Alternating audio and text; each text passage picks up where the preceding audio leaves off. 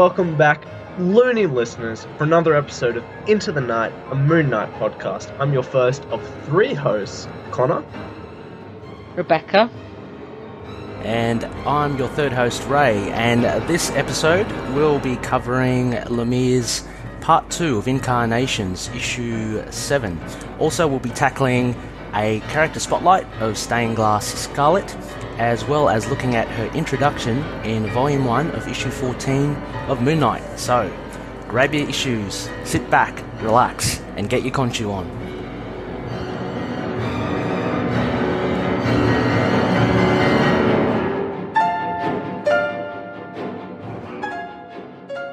Alright, loony listeners, as you heard from the intro, there's now three of us for this episode. That's three personalities. You got Stephen Grant, Jake Lockley, Mark Spector. Which one of us is which? Decide at the end of the episode, I suppose. We won't reveal that. Yeah. Hang on, we got a fourth one as well. We got little we Larky. do. We got little Larky's here. My cat's here. He's the Moon Knight. She's the Moon Knight. He's Moon Knight. She's the Moon Knight. Yeah. My own cats and Ray's cats are fighting over which one of them becomes Mr. Knight. So. Fair enough. That makes sense. Yeah. Otherwise, they're just beating people up in abandoned warehouses. But yes. Yeah. Hello, Rebecca. Welcome to the show. Hello. It's our Thank final you. Thank you. tease third guest. Yeah. Third host. Good to be Alright. here. Yeah, so exciting to have you here, Rebecca. We've been like just chatting, the three of us, for I don't know, so long now online. It's finally good to actually chat kind of out loud. I know, from across the world. Yeah. Yeah, Rebecca is over in the UK, in the Milton Keys, which can be abbreviated to MK, and that's cool. She was destined. It's for the very show. funny. It took me ages to realise, because everyone here calls it MK, and certainly everyone who lives here. And I've only been here for 3 years, so it's taken me a while to get used to. And I don't know, it took me ages. I was just talking to, I think, Connor and Ray probably, and I just went, like, where I live is called MK, and I'm talking about MK all the time, so it's kind of nice. Are there many Moon Knight fans over there, or? Only my sister that I know of. No, it's not true. Claire, who does the Defenders podcast, is a bit of a Moon Knight fan. Yeah. And yeah. Is she in the Milton Keys as well? No, she's London. Oh, nah. Fancy. Nobody lives in Milton Keynes. Rebecca is the only one. Perish the thought. Well, So, Rebecca, A how bit did, of a joke. Go on. getting used to this three Skype business. Rebecca, how did you That's sort of it. get into Moon Knight? What was your big introduction? My sister's a massive fan, my older sister. So in the same way as you always kind of half don't want to like anything your siblings like, Oh yeah. but half are influenced by your older siblings, eventually I read some Moon Knight. And I liked it and went, oh, what's this stuff that my sister's going on about? And I thought it was great. I mean, so I don't know exactly when it was, because it would probably have been 80s sometime that I would have read them, because I'm old. So it probably would have been in the 80s. But yeah, in that kind of sense of I was enjoying it, but I'd never wanted it to become my thing, because it was kind of her thing. And then... and this is going to sound really sort of lame, but when Shadowland came around, was around when I was sort of getting back into comics, and I really loved the Moon Knight tie-in, and it made me kind of go back and look at more Moon Knight stuff when I sort of really got to grips with some of the family stuff, and so I mean, like, while it's no one's favourite run, it was one of the ones that at the time kind of triggered me to go like, he is more interesting than I remember. I'll go back and read some more. And just kind of been on it as a kind of secondary love ever since. And the Lemire run, I guess, kind of just cemented it, or kind of brought it back to the fore. But you collected also the Ellis runs as well, Yeah, I'm sure, and the yeah. It was Warren Ellis that was like, yeah, okay, buying this. Warren Ellis, a character I like. Yes, in the same way as I won't sort of all in on the Karnak one, because I already like the character. Warren Ellis is going to write it, not a problem. And then having Jeff Lemire and Greg Smallwood was just sealed the deal. Yeah. Oh yeah, Smallwood as goat, yeah. Smallwood is really He's goat. Yeah, it was definitely one of the points in last year where I just went, you know, an artist really will sell me on a comic. Mm-hmm. Like, where I might have argued against that before and just sort of said, no, I like them together, or it has to be a good writer. Now I'm like, yeah, there are artists out there that I would buy any comic they did. But watching him develop on Moon Knight was definitely sort of helped me come to that realization. Yeah. I think one of our loonies, his name's Daniel. He has a podcast as well, Geek Street Podcast. He's a big fan of Greg Smallwood as well. I think he's interviewed him as well. Yeah, I seem to remember him saying. Or I think he even knows. I'm not sure if he's met him a few times. Didn't he say he goes to his comic shop? Yeah, that's his local comic shop area. So what a great kind of resource to have Greg Smallwood just pop in and. I know, right? Yeah. But anyway, we have I guess we have some news, yeah. Well, to celebrate your first episode on the pod, we have so little news until once again a Friday morning. Friday mornings are good for Moon Knight. Yeah.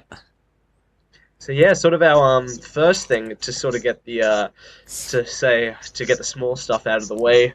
We got some new photos from Marvel's The Punisher, more of Frank Castle in his soldier gear. Yeah, was he a Marine? Pretty... He's a Marine, yeah. I know. Yeah, Marine, and I think they're going to have him in Kandahar, aren't they? So. Oh, okay. I think that's one of the. I think they did an image with lots of newsprint on it, which people were looking for clues on. But I also think one of the episodes is called Kandahar, so I'm guessing that's where they've kind of updated from Vietnam to Afghanistan, which makes sense. Yeah. And apart from a lot of you get to see Micro now. I think one of the new characters. There was a shot of Ben Barnes as well, who plays eventually Jigsaw, I guess. Yes. And the latest thing actually I heard, I think it was just today. I think they said that it's confirmed that we'll be getting the Punisher's battle van in the show. So. Oh yes, I did read that this morning. Yeah. Although of course there were previously rumours that was in whichever Winter Soldier. That's the one that stops. Yeah, back in the day when Winter Soldier came out, and you know when Nick Fury's stuck in his car, his truck rams into the people that are trying to kill him. There was a lot of rumours that was Punisher's truck. Well, you might as well just say it is, I guess, because it's such a odd kind of random thing. I think it's when people were desperate for any news of Punisher in anything, because that obviously predates him being in Daredevil. But I always thought it was kind of, if that was an Easter egg, it was kind of a cool one. Yeah, that's a very cool one. And now we're kind of hankering for any Easter eggs on Moon Knight now. So every now I frame just play count the taxi. Oh, that's right. Yeah, looking out for a taxi, looking for any dodgy moustaches out there. Yeah, I mean, so that's why, I mean, we included this article in. It's very loosely connected to Moon Knight. Again, it's just small speculation on Moon Knight being tied to Frank's military background. Nothing we haven't heard before. So very little, but look, it's pretty cool to get new photos of the Punisher. So yeah, I thought that was pretty cool. Yeah. A second one, I pulled this one just from our Facebook group, and it was from the Previews magazine issue, and Tommy from our Facebook group, he just confirmed that the truth is actually male from the write-up in the article, and yeah, I know we were speculating on it before, whether it's Dr. Emmett at all, or who that woman is in that preview page. Looks like that kind of thing is put to bed now, with her not being the truth. So I guess the question again is who she would be. I mean, she could still be Dr. Emmett. I mean, that doesn't... But I really like what you said, Rebecca, about the Hebrew Emmett equaling truth. I think that was just so cool. I mean, how could they not use that? Well, I'd be very surprised. I mean, Max Bemis was brought up in a Jewish household, I think is how he refers to it. I think his mum's Jewish. Oh, okay. So it would be surprising for it not to be some sort of correlation, but it could be any. I mean, it just could be a nice little Easter egg as well. Yeah. I mean, at the moment we're clinging on to anything that could reveal anything, but I mean, we're not far away from it now. Well, Mark from our Facebook group as well commented on that, and he had a theory that it was the blogger. And I'm looking at my copy of the Wood Run in Moon Knight, and it's pretty hard to. I mean, I'm just flicking through. It's pretty hard to find her, but she's in the Diaspora issue, and she definitely looks like Dr. Emmett, but her role is very small, so she really could be anyone. Well, she could. Yeah, exactly. But I like that pickup from Mark. So no, I did as well. I thought that was a nice, So yeah. So well, anyway, the truth we'll still have to wait and see. You know who he is. Lenticular covers, Rebecca. Have you had any luck? You know how retailers are finding them hard to get. No. Why do you want one? Are you having problems? I just meant, are you having problems with? No. I can order. I tend to order from Forbidden Planet when I want things like that, and they're like one of the biggest retailers in the UK, so they tend to get most of the covers. They get those kind of ones. They don't tend to get the one in 50s and the one in 100 ones. Yeah. But if it's you have to order X number of a comic to get them. They've certainly got all the lenticulars up. I doubt that the comic shop I use for most of my stuff is a much smaller one, and I don't think they do them. And a lot of the shops that I spoke to in London about local comic shop day in November had said they weren't that keen on it because of the whole variant market. I think some of the Sheen's going off on the variant market. I thought you were gonna ask me about my feeling about lenticular covers after I made a wild announcement last week that they hurt my eyes and give me a migraine. So the war on lenticular covers starts now. Yeah, no, I just won't be. I've not really looked into it because when I discovered this, I've already discounted all lenticular covers from being in my collection. Yeah. So, I mean, I think they are going to be difficult for people to find, more difficult than previously. Because I think I don't know. I mean, we're not going into Marvel marketing things, but it is tough for shops to be able to balance what they can actually sell. Definitely, from what I hear and from what Marvel or what they're demanding, it does make it very hard for them. Connor, have you had any luck? Are you planning on getting them or? Yeah, well, I'm hoping to, but I think I'll probably just stick with the main character cover. Wow, the start of a new run. You got Burrows on art. Kind of want to just frame that nice boy. Although I do like that with the Horus. I'm a big fan of the head Horus. I mean, it's a bit of fun. I like the cover, yeah. And I touched base with Jim from King's Comics, which is the local Sydney comic shop, and he said, it will be a bit hard, but having known us, and the podcast with Moon Knight, he's gonna try to set it aside if he can, if they do get it in, so that'll be good. But look, if it comes, it comes, and if it doesn't, then I'm not too fussed. Although I do like the other variant covers as well. I'm not much of a variant collector, but I think with Moon Knight, hey, why not, eh? Yeah, I mean, we've all got our characters we would or wouldn't do it for. And as I was going through my comic collection just recently, the number of doubles I have are ridiculous. So yeah, you kind of look back on it going, oh, was it really that necessary? Like when it all in front of you. But you kind of get that spur of the moment when things are released and it's kind of all exciting. But you do, and you're just like, it's only a few quid, and then you're like, I don't need two of these. Like, and it certainly makes it easier as well, like, with the likes of say Moon Knight and like Iron Fist, when their universes are pretty much insular. Like, I know you're a big Iron Man fan and Captain America, but yes, I imagine, a nightmare. Yeah, I imagine with those, you'd have to then you feel obliged to get this thing and that thing as well, because I don't even play that game with those characters. They're far too big. Like it's like I'll get selected Captain America runs if as and when I want to. And I was saying to Connor, previously I've bought most Iron Man stuff in trade, but this is Legacy is the first time I'll actually be ordering a monthly Iron Man title. Ah, nice. So, because even with the excellent ones we've had recently, I haven't bought them in floppies. I've bought them in trade. Yeah, you're saying that the Invincible Iron Man is really, really good, right? Well, Invincible, definitely up to Bendis? Riri, yeah.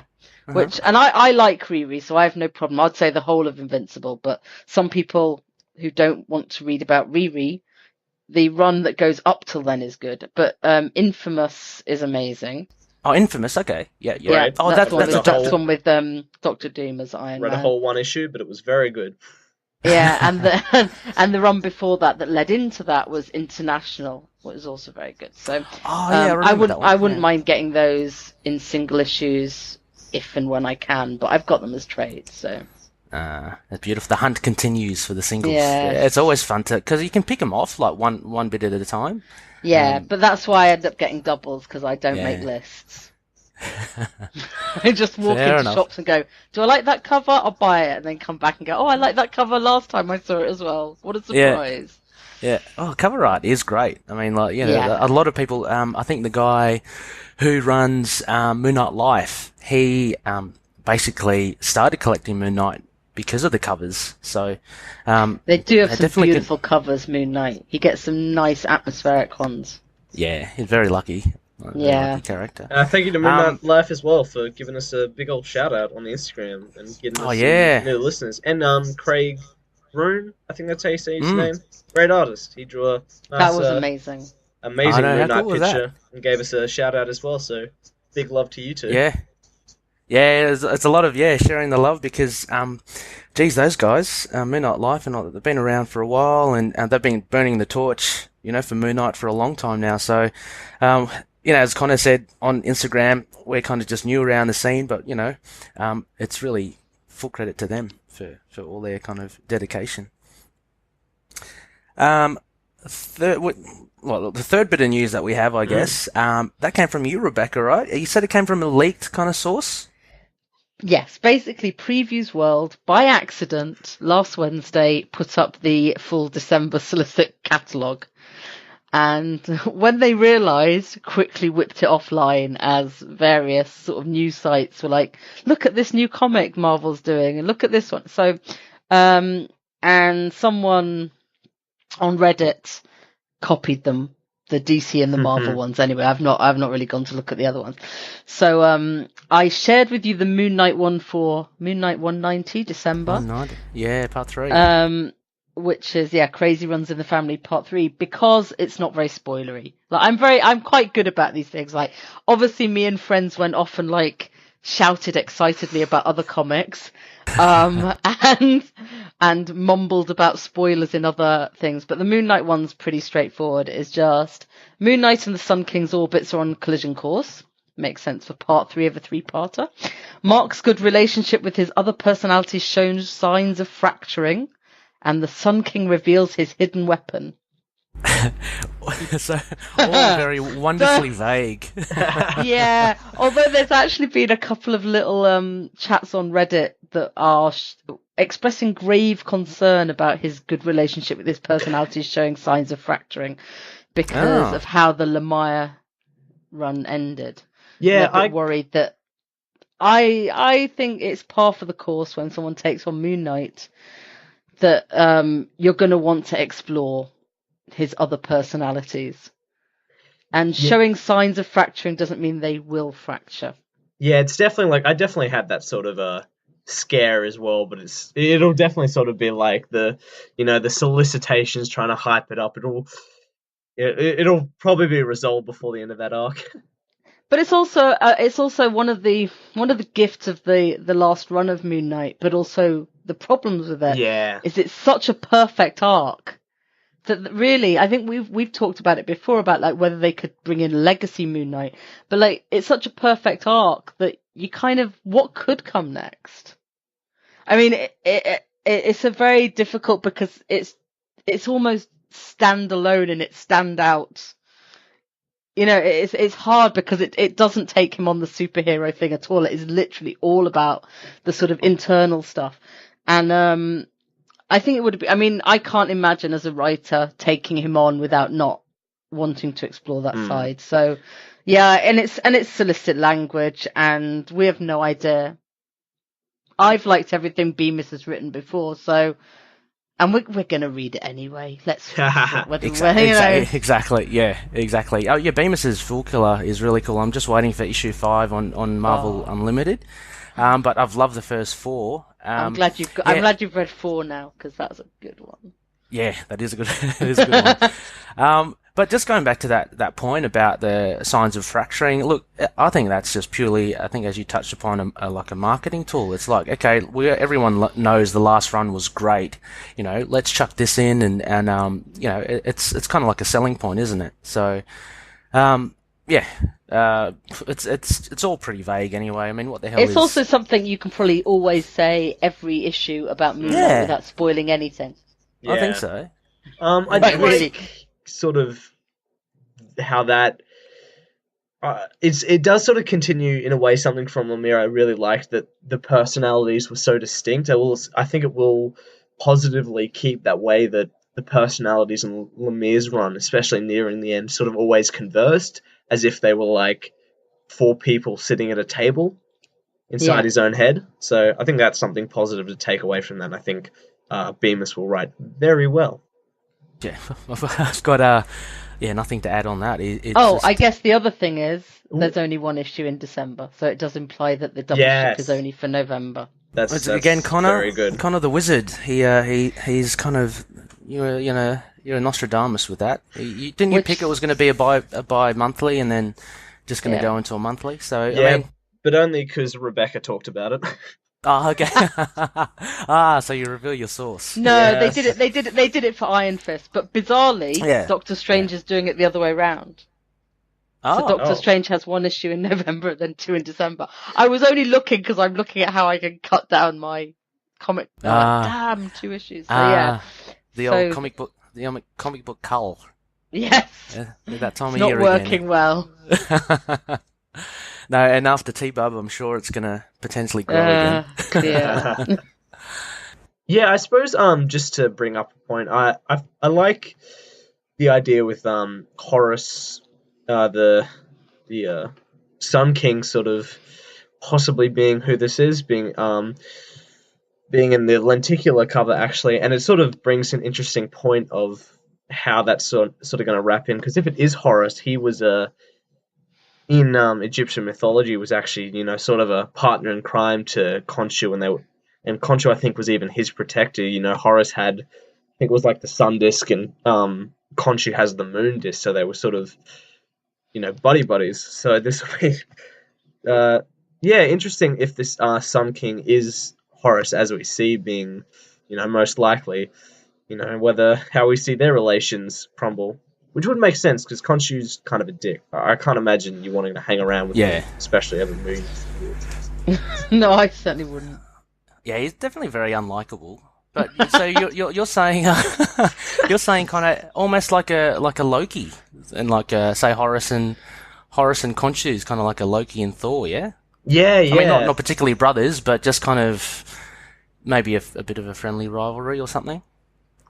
Yeah, well, probably less friendly in this run, because it seems like Sun King's using the law of buildings to reveal Moon Knight. But yeah, I'd like to think Horus is as terrible a person as Khonshu, that they're kind of pretty equal in that way. And they have isn't also sorry. Go on. I was just about to say also as well. Speaking of like the gods, I did the like a really rough read through as well, and I think we touched upon it before as well. Bast, which is connected to Black Panther actually. Isn't the Panther god also called Bast as well? Does anyone know? I think. Oh god, I'm not very good on my Black Panther. Yeah, there's definitely a connection, and I think Bast definitely appears. When I say definitely, I have no idea. I think Bast appears in that kind of dream world that Black Panther goes off to fight the Panther god in. Yeah. So I think definitely a connection, I think. Well, there you go. Bast, a goddess in ancient Egyptian mythology. But I'm just wondering how that kind of translates to, because I'm pretty sure it's Bast in Black Panther. Yeah, so, no, I just looked it up. You're right. Yeah. Cat goddess, Lady of the East. Yes, cat god. Cat god. Yeah. A good god then. Wow. Well, as good as, cats are. Yeah. They go on their own thing. I would say morally ambiguous. yeah. That's more accurate. Yeah. Well, I think that's probably all the news. I mean, it's very light on the news this time, isn't it? Which is a good thing sometimes. Yeah, you can't have bulks of news flashes every week, I guess. So, we got plenty to look forward to anyway. So with that, actually, we were looking at just throwing out a couple of questions to some loonies, just to kind of get their thoughts on stuff. We got a couple of them, and they touched upon more of the potential Netflix appearance or TV appearance in general. And Adam, one of our dedicated loonies, he put out a question, and I created a poll for that. And the question reads: in the potential Netflix show, how would you like to see his timeline portrayed? It came, well, there were a few responses. I think the most popular one was having like an arrow-like kind of structure. Yeah, so have Moon Knight already established and fighting crime, and then you have your flashbacks to his origin and kind of tease that out. The second most popular response was to have a kind of like a weird, vignette style whacked out reality with all the personalities potentially different, and just kind of telling Moon Knight's story through all four of them. And then we have, I think it was just a straight out origin. Is that right? I haven't got that on. Yeah, that was definitely in there. Yeah. And then there were other ones like an origin for maybe the first 2 episodes, and then you get into it. Which ones did you guys vote for? I jumped on the sort of the arrow style of having him set up and then flashing back, because I think, ask me, despite the fact I would have been 12 5 years ago, whether I wanted an origin story. I think you would have said yes back then, but there's just been so much, especially from Marvel, that have been origin stories. I think audiences are sort of sick to death of origins now. We kind of do just want, our heroes beating up people just straight away. And I think it works well because he almost does sort of have four now, basically, origins with Lemire, sort of how Lemire set up his childhood, him as a mercenary becoming Moon Knight, and then you have the setup for becoming Jake Lockley and Stephen Graham once he returns to civilization. So it'd be something different to juggle up that I think could be done very nicely over intercut episodes of a Netflix show. Yeah, I think with his multiple personalities, maybe potentially the origin would be something different anyway. I mean, because I think we were all a little, I don't know about you guys, we were all a little disappointed when Kevin Feige said, no more origin stories, and then the next movie to come out was Doctor Strange, and what was it? It was your formulaic origin.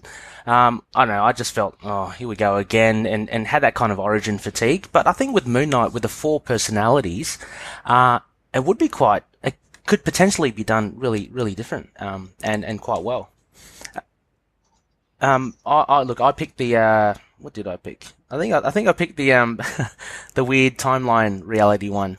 And basically that kind of leads into the second question that we'll get to later with Evan, but, I think you could have a lot of fun with just 4 like purely separate personalities, and them potentially meeting up, mid-season, or just kind of like a Quentin Tarantino. You kind of get some continuity in the background with them. Oh yeah, I think that'd be pretty cool. So yeah, that's the one I picked as well. But then I kind of thought, my first thoughts was they could do it a bit like Lost with the flashbacks, flash forwards, flash sideways. But honestly, I think it would be kind of confusing, and I think it would need somebody with as good a touch as Noah Hawley had with Legion to really pull it off, and would get inevitable comparisons to Legion. So when I was thinking about it the other day, because I think about these things randomly, why not? I think I would quite like it to start on Steven.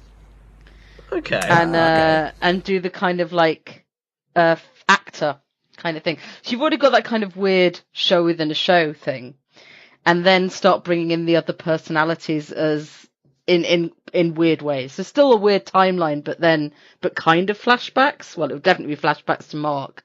I guess flash sideways to Jake, and maybe, but you can't.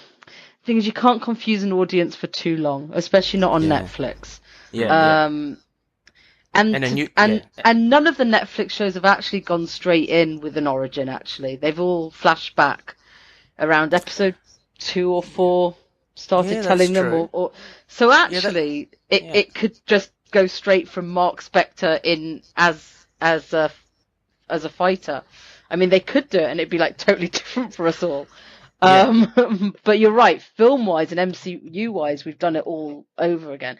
I think I just want them to be able to like have an interesting way of doing it that doesn't confuse people too much, doesn't draw too many comparisons to Batman, and or to Legion, because that's the big worry about why Moon Knight would have an issue being made right now. It's because in the post-Legion TV world, they've done it. It did it so well. Is like they've got to try and go up against that. But I mean, there are obviously differences. Legion's situation is far different to Mark's. But the TV show has to make that very clear. Yeah, I'm thinking also as well. If you look at the Punisher as well, how he kind of got like a backdoor intro via another series. So, you know, we're all thinking as well, this Punisher show coming up, there might be some Easter egg or some brief cameo by Mark Spector. I mean, that could be enough to set it off. And then, yeah, as you say, you go into well, we wish we go into the new Moon Knight series, and, yeah, it kind of builds from what he's done, in the Punisher show. So, like as you say, you look at Netflix, and they do kind of gloss over the origin and they go back to it. So, yeah, maybe that's probably how they will tackle it. Yes, I look forward to it. I still have high hopes it'll happen. Yeah. Oh, yeah. Yeah, true. Everyone seems to be screaming for it, so it's got to happen, right? There's enough voices, so. I think the consensus seems to be, unless Marvel decides they want him for a film. And that, not sure how I'd feel about that. A film, yeah.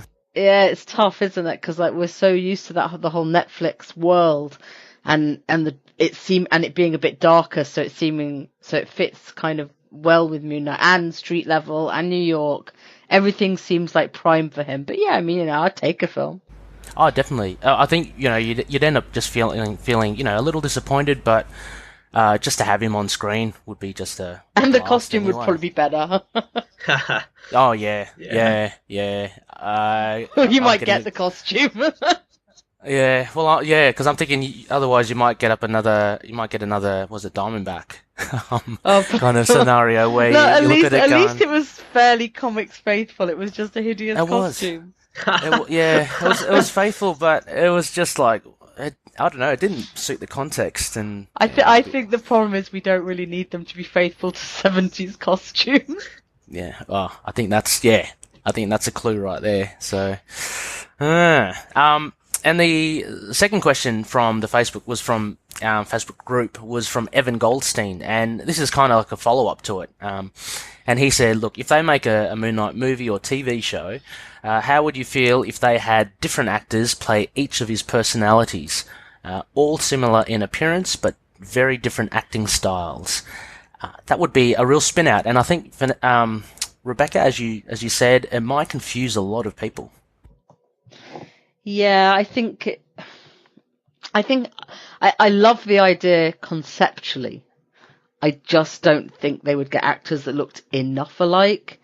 And I think they would be more likely to pick ones that didn't look as much alike, so they could have different ethnicities, possibly even a different gender in there, to sort of update things. But as I was saying to you guys off the air, I think it would possibly be as controversial as the Bendis run on Moon Knight. It would definitely generate a lot of discussion, I reckon. Yeah. Admittedly, mostly from Moon Knight fans, which is possibly not the audience they're desperately going for. Yeah. True. Yeah. And we've discussed before as well. Look, I love how I always forget her name from Orphan Black, the lead actor. Oh, Tatiana Maslany.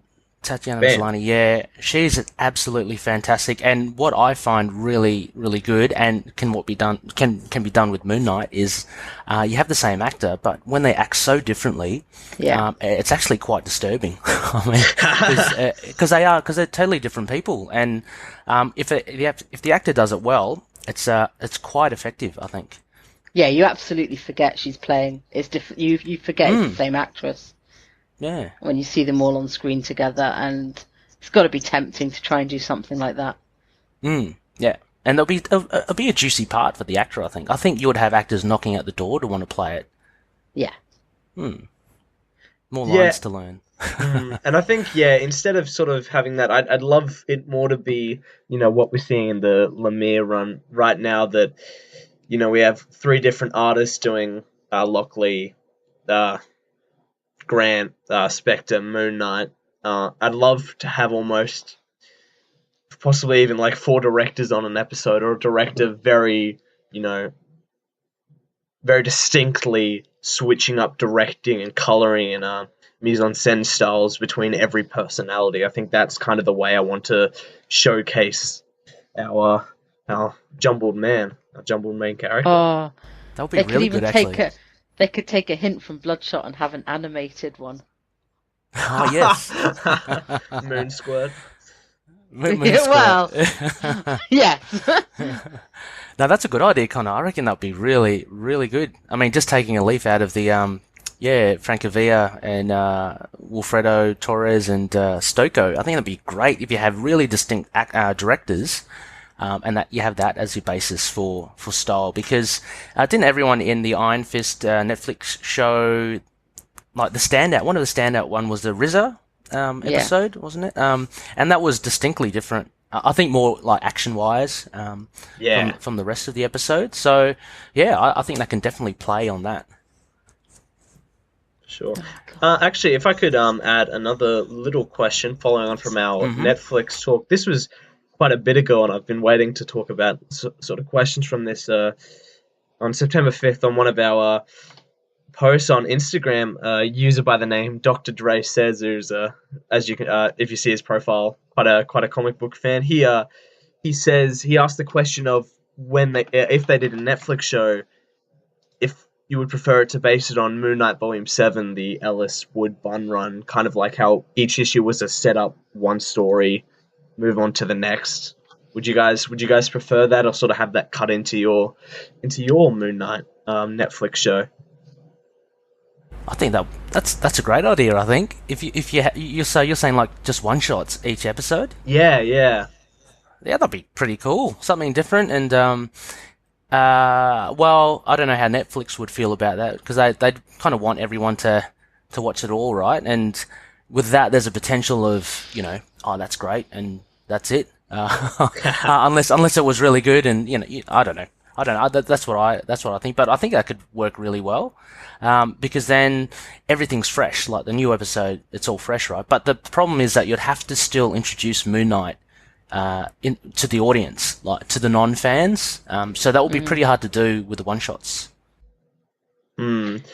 Yeah, I think my preferred would be a mix of both. We have the one-shot episodes, and then maybe a 3-episode or 4-episode arc every sort of spliced in. Yeah, I think that would work for me. I think Connor as well. Got to mention that issue 5. If they do an episode of that will be bloody good. Oh gosh, it's really good. Oh, I reread it the other day. It's just it's really cool. Anyway, just fanboying that. Shall we head to our reviews? I think that's an amazing idea. Okay.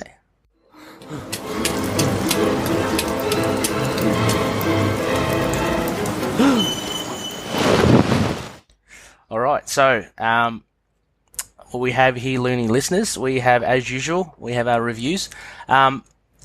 Pairing back from what we did last week, which was a panel-by-panel analysis of the first issue, we're going back to our usual structure. So we'll start off with the bare bones, which is basically like a synopsis of the comic book. Then each of us will have our main aspects to the comic book, which basically the main points are what impressed us the most or the least, and round it off with Crescent Dart ratings. So, Connor, if you don't mind, do you want me to read out the details? So we have Moon Knight Volume 8, Issue 7, Incarnations, Part 2 of 4. And this was released on the 12th of October, 2016. And the super team of Jeff Lemire writing, Francesco Francavilla and James Stocco on pencils, and also Francesco Francavilla and James Stocco on colours. We have Corey Petit on letters, and no sign of Greg Smallwood bar the cover. So, or Wilfredo Torres, absent from this issue. He's not. Yep. Yeah, yeah. So it's pretty much just a dynamic duo of artists taking carriage of this story. And Rebecca, we have the bare bones. Yes, I'll give you that. Mark, Spectre and Frenchie find themselves in the midst of an all-out intergalactic war with the Space Wolves.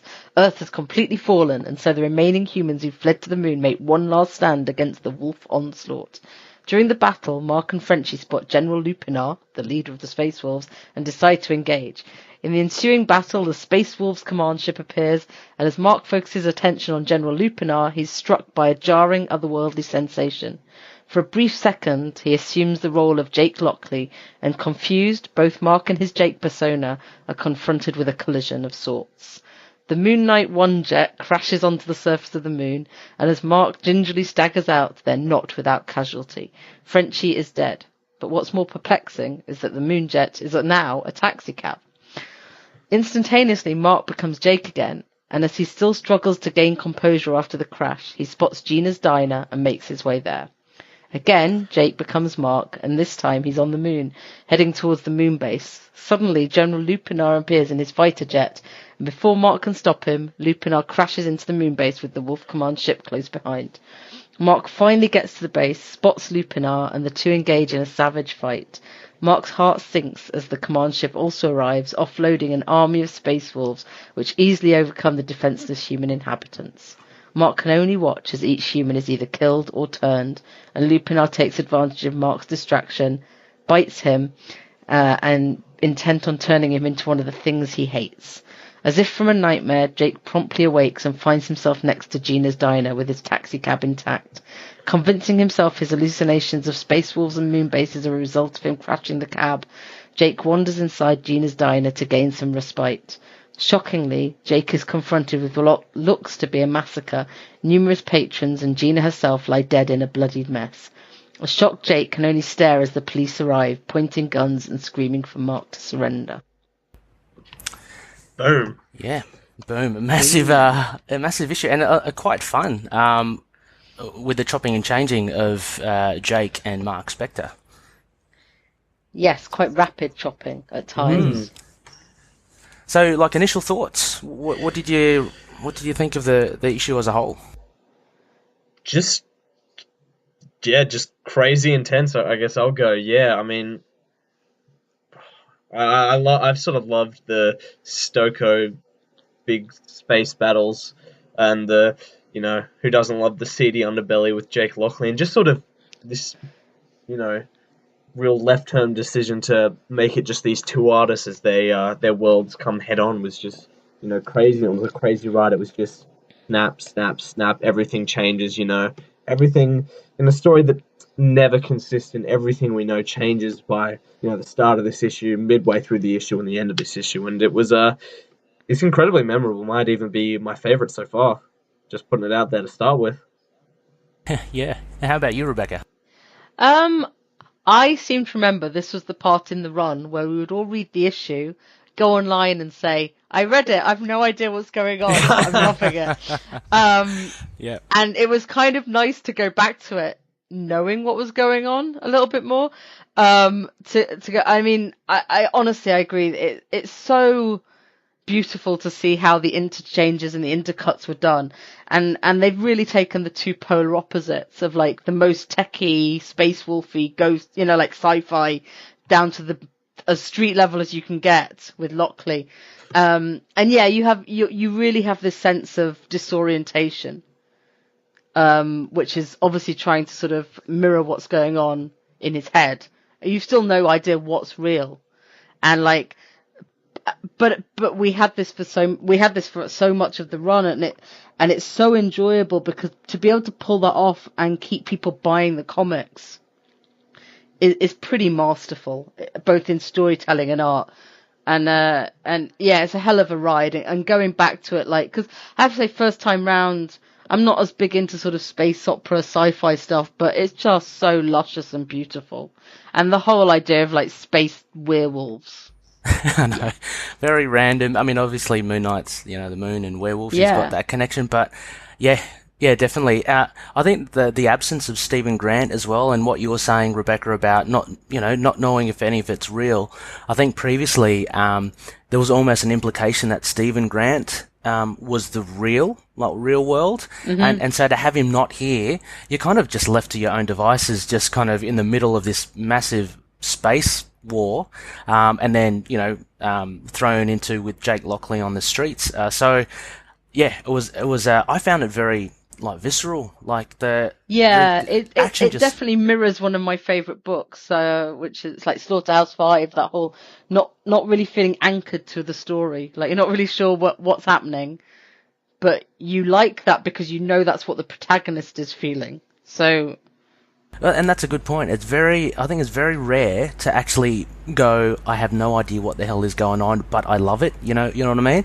If it's confusing, and most of the time people would like lose interest, go, okay, well that just made no sense at all. But the fact that we're still all on board is testament, I think, to Lemire and the characters. Yeah, I think it's masterful stuff. I honestly do. I think that's why this run will be talked about for a long time. Because I mean, like, I don't know. I mean, there's so many other comics you see come out on a weekly basis that people will say, I didn't really get what was going on, and they just drop them. But there was, and I'm not talking about people who are like crazy Moon Knight fans, and I don't mean that in a sort of disparaging way. Obviously, like, I'd buy anything Moon Knight right now. But people coming onto it because they'd heard it was good were also saying they were going to keep with it, because there's a sense in all the crazy that whoever is in charge of the story knows what's going on. Yes.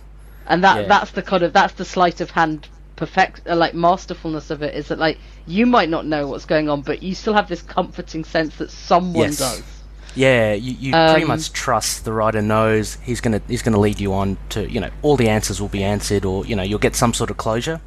Yes, there's going to be closure, and no one's going to be able to explain this fully. But you get a sense that it's going somewhere. It's not just this random. I mean, I can imagine like another writer doing this, not having as good an art team, but it's just seeming like a disjointed mess.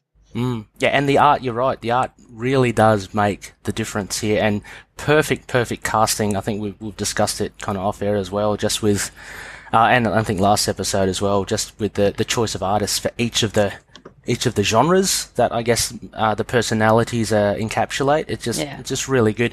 And again, as you say, the fact that people do follow this, considering the massive amount of titles out there, if you're confused, you just drop it, because you can just bump into another title that you'll just love. The fact that people hang around for it is pretty impressive. So aspects. Who shall kick off? I think Rebecca, first time of the pod, kick us off with your first aspect. I've only really got one, because I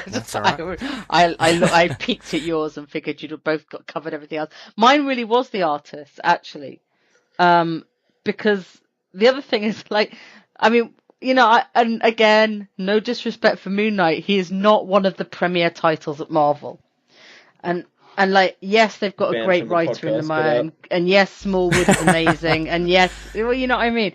But like the fact that they were able to pick such perfect artists, not just for this issue, but for this whole arc, that capture each segment perfectly, but also work together perfectly. Like, you know, they're not, it's not a switch to sort of comedy animation, or they fit together. Like, you could actually see how they could come from the same thing, but they're very distinct. And it feels luxurious. Like, reading it feels luxurious that we've been able to be exposed to this, because traditionally when you get multiple artists in comics these days, that you're getting fill-in ones. So where but they just arbitrarily just whoever's around, and sometimes they're great. I mean, like, you know, Greg Smallwood's been doing fill-in art until he announces whatever his next project is with Marvel. But I mean, you know, he's done fill-in art, so they're not bad. Fill-in artists are not bad artists. It's just they tend to be sort of grabbed from this pool of, so you could get anyone.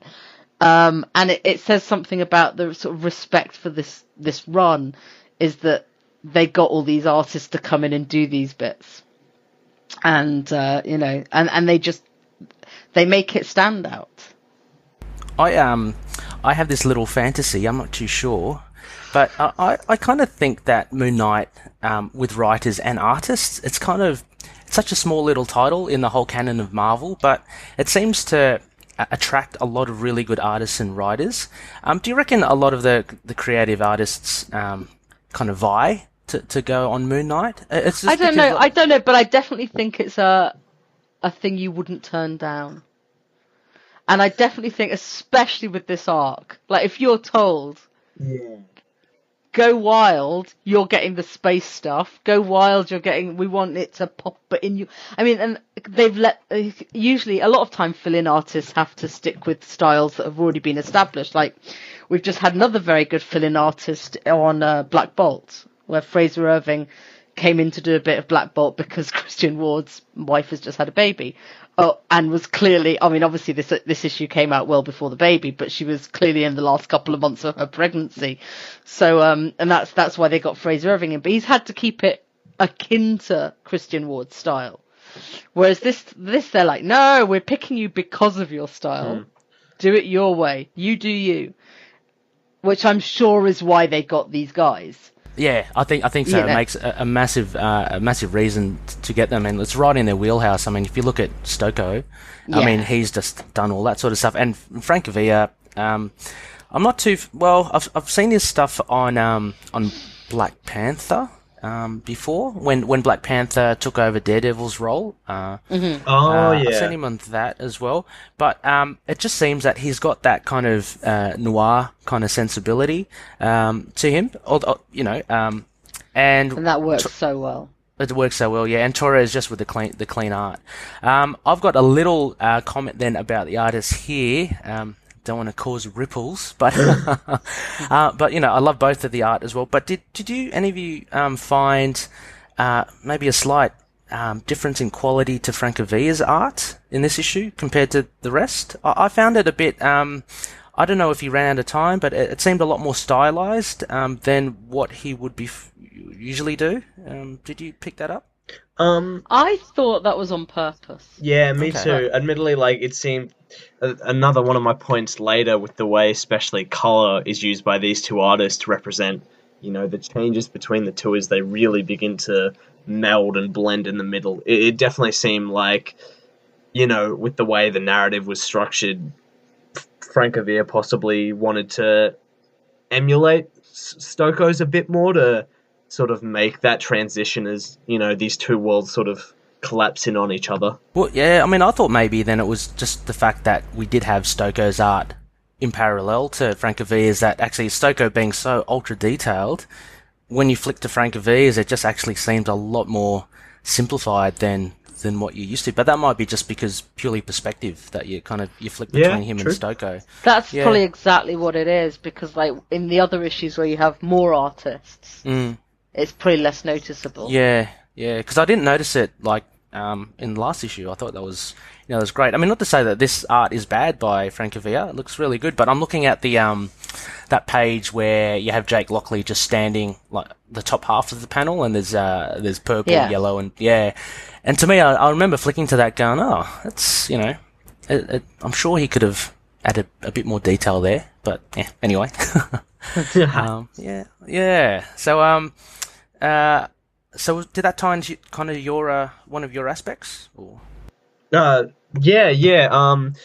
If I pull up my exact thing, actually, before I move on, I would actually like to make one more point about that past point, which interests me of whether Lemire actually chose Francavilla and Stoko, or whether he kind of put the interest out and Marvel got Stoko and Francavilla. Whether it's the editor's thing. Yeah, I think it yeah. might be. Yeah, I think it might be a big editor's decision, right, Rebecca? I think, what did somebody describe it as? Who were they? I was listening to an interview with a writer once, recently, and I think they said that as you sort of go up the ranks in Marvel, you get more of a choice about who you're going to work with. So Yeah. it may be that they gave him a little.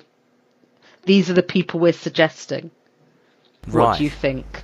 Yes. And he helped match them up or something like that. I'm sure that Lemire at the time had enough, given that this was like one of his last Marvel things, had enough pull to sort of possibly even call in favours if there was anyone he desperately wanted. But yes, I think it's usually editorial does the contact and sees if they can, and then but maybe they gave him like 7 or 8 and said who do you think, and then saw who they could.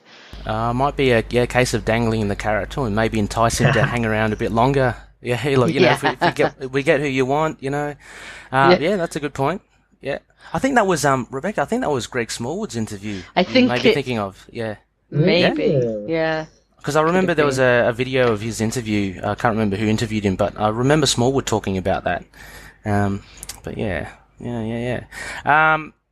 Look, one of my... Oh, sorry, Connor, your aspect. Oh yeah, I'll say that quickly since I've basically said most of my part. But I think what I really love here is the artistic, the perfect meld of styles. We saw in the last issue and actually the issue before that as well. That jumping between all of these was so just like such a hit to the senses because the colors were always so different, the art style, the composition. But here, especially as we hit the sort of the big twist here when the ship and the cab both crash, and they fall out. That page perfectly encapsulates the same colors as we move from one style to the other, and we see that again when he's about to walk into Gina's diner, and then we see Lupinar's ship. Just Mark looking over the dome as Lupinar's ship comes down. You sort of see that cut from the small blues to the the massive blue landscape, and I thought it was just perfect, especially with the way I talk a bit about my third aspect, the way the narrative also, Lemire is so effectively able to jump from writing so distinctly Jake Lockley and so distinctly Moon Knight 1 Mark Spector. It's so snappy, and the way that the art stands as a perfect sort of focus point, pole of where this blends and where this connects, and that they work so well with the colors to change that as Lemire changed his writing style just shows what an incredible book this is and how it must have been so well communicated, because the composition of this entire issue is just perfect to me. Mm-hmm. Yeah, the structures are very much there, and I wonder as well when you say about Lemire just flicking voices so easily. I imagine him when he writes it, he must just write purely independently the three stories, and then kind of cuts them in together. I think because it is such a great change of script, like when you go between Mark Spector and Jake Lockley, like the voices are pretty clear. I thought, Connor, you were going to mention one of the great crossovers here for me was page 10. So right smack bang in the middle, you have Francavilla doing space art with the reveal of the taxi. I think that was a really good touch, because you literally just get an overlap of the two right then and there. I think that was great, and I totally agree. Those colours and that massive, beautiful splash page, or 2 panels basically of both of them crashing. I think the colours are really a highlight over there as well. Definitely. Look, my first aspect would be just a cosmic adventure. I think I mentioned before just how visceral it was. Just the action was non-stop for me. I thought it was just fantastic, and I felt like I was just right in the middle of it, which is the kind of thing that you get from the previous issue when you're thrown into them jumping into their jets.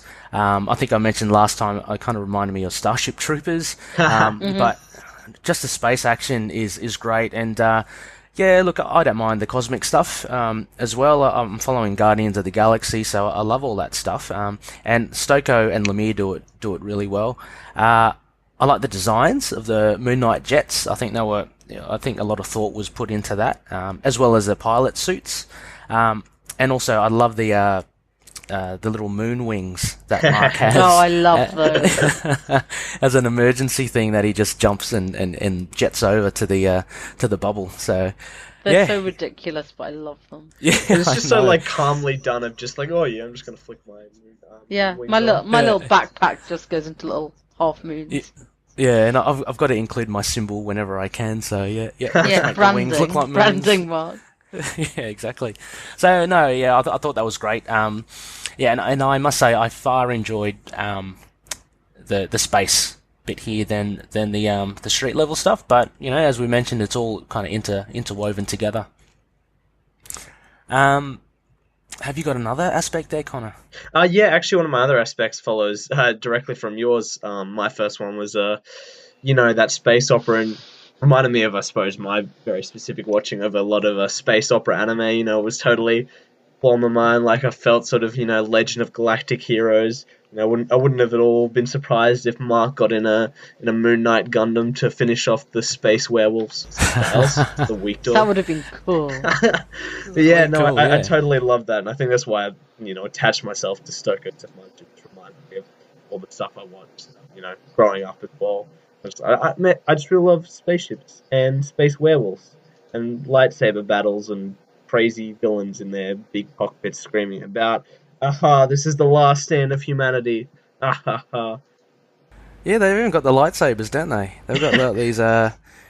It's all kind of there. But I mean, going back, I just do love the design. Like you can see, there's that big splash page where Lupinar it crashes through the bubble, and his ship has got like a face of a wolf on there. Do you to see that?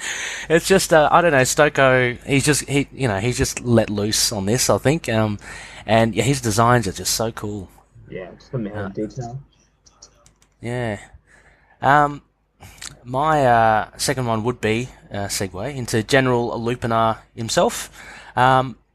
He's just a bit of a weird one, isn't he? He's not like any of the Space Wolves, and he obviously hates Mark for some reason. But he's got a cool design as well. He's got, I don't know, lightsabers coming out of his hands or something. And I'm not sure if he's meant to reference anyone else that we should know. Are there any long-haired blonde people in Mark's past that we should know? I think so. I think this is a new design. Just a new design? Yeah. I think so. Yeah. Well, he also refers to the Master as well. So Lupinar is not the head honcho. He actually serves another, like all space opera things. Yeah.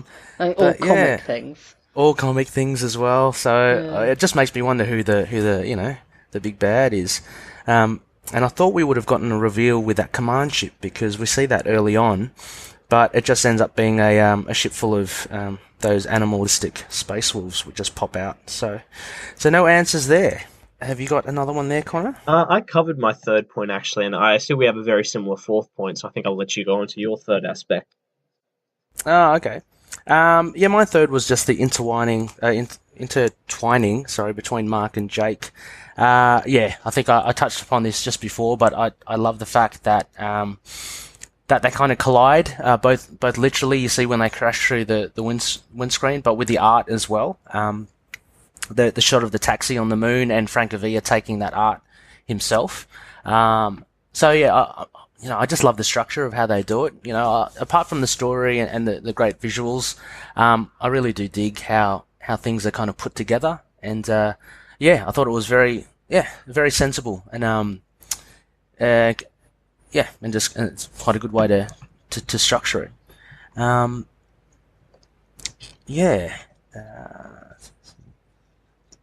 Yeah, also as well, I had on the intertwining, the point, I'm just reading through my notes, how at the beginning, we kind of take Mark Spector and the space war as kind of the reality, because we all see it from his perspective, and he gets these flashes of Jake, right? Mm-hmm. And then slowly by the end of the issue, it turns the other way round. So you then have Jake waking up, and it's as if he's been dreaming that. So it's kind of roles reversed there as well. So yeah, again, just an example of how Lemire kind of pushes back and forth with these characters, and I think it was just really quite good. And at the end as well, when the police shout out that they know Mark Spector is in there or something, and put your hands up, and they know that he's done it, which was that massacre. It kind of affirms to Jake, who we thought it was a dream, all of a sudden going, oh my gosh, it's there is a Mark, but he can't be in space, right? It's got to be another Mark in the diner, which the police think. So yeah, gloriously confusing. Yeah. Yeah, and that was similar to yours, Connor, about the end. Yeah. So when we get to the end, sort of, everyone's dead. The wolves, the space wolves, which I love the design of. They're terrifying and they're lanky, but I love them. The page of them jumping out is my favorite thing, and they're ugly and they're biting people's necks. But they basically wipe out humanity in a final battle. Lupinar bites Mark, and the police are after Mark or Jake, because everyone in the diner, even Gina, is dead, and it was just, it's kind of a big gut hit. And Frenchie's dead as well. He always seems to die now. Yeah. Oh, and you're right. Actually, that massacre. So was that done by a werewolf? It was a full moon, wasn't it, Connor? Yeah, like and a couple of panels before, and they're saying it's Mark, and we did actually see Mark get bitten in space, but albeit he got bitten by a wolf. Ooh, that's pretty cool. I didn't put that together. I don't know. I might be wrong. Tune in next week. No, it certainly implies it, which is pretty cool, I think. Yeah, I mean, that ties in with my fourth aspect as well. But I just thought, had Jake blacked out or something, he kind of wakes up from his from being unconscious, and had he blacked out and become Mark Spector and slaughtered these people, that's what I thought. And I just thought the full moon, which was shown prior, was just, you know how they say people get a bit crazy in full moons. So I thought maybe that was the tie in there, but yeah, there's also an implication of maybe a werewolf, because all the patrons were kind of bloodied. I don't think you can say a lot of blood splatter. Yeah. Yeah, not like guns or something. It's more. Well, it just seems to be more of a a stabby rather than a shooty.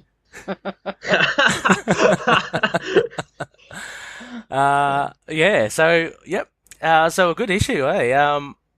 How about ratings? What would we give this? I'll let Rebecca go first. Yes, take it away, Rebecca.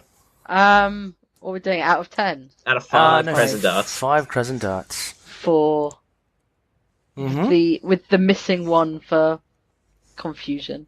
not only through the genius of the writing and the art, not through a problem with it. Yeah. But it is very much a mid-story issue. Yeah, right. Okay. That's why I thought you would have that closure. Yeah. I thought you would have been a bit more disappointed because there was no Smallwood in there as well. No,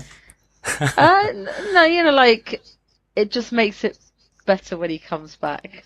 Yeah, true. Absence makes the heart But that's what exactly. it is one of the things I liked about this issue, actually, is like, right, you're in charge of this comic and you've been given these other artists to play with, and you make a choice on one of those issues to only use 2 of them. That's a pretty gutsy move as well. Yeah, that's true. That's an assured bit of writing to say, after the previous issue where we got to see a bit of all of them, to say, no, we'll pare it back. We'll just do the 2. So in a way, you're kind of like, you feel a little bit disappointed because you don't get anything about Stephen. Yeah. Mark. Yeah, that's what. Yeah, that's what I thought first. Yeah, I think that was my first feeling. Is like, but I want to know what's happening with the others. But actually, when you go back and look at it, I think it's a really ballsy move to just sort of say, No, I want to have those massive splashes of space opera. I want to do this, and we can tell it all just with these two. Yeah, you need a lot of room to tell that space opera, and Yeah. I don't think if you try to cram in another story in there, it wouldn't seem as vast as it did, and it wouldn't be able to progress as much as it did. So, yeah, true. And as with the breaks in Saga and things like this, sometimes people like Smallwood need a few days off, so he's allowed to miss them. That's right. Recharge the old batteries. Yeah. Yeah. How about you, Connor?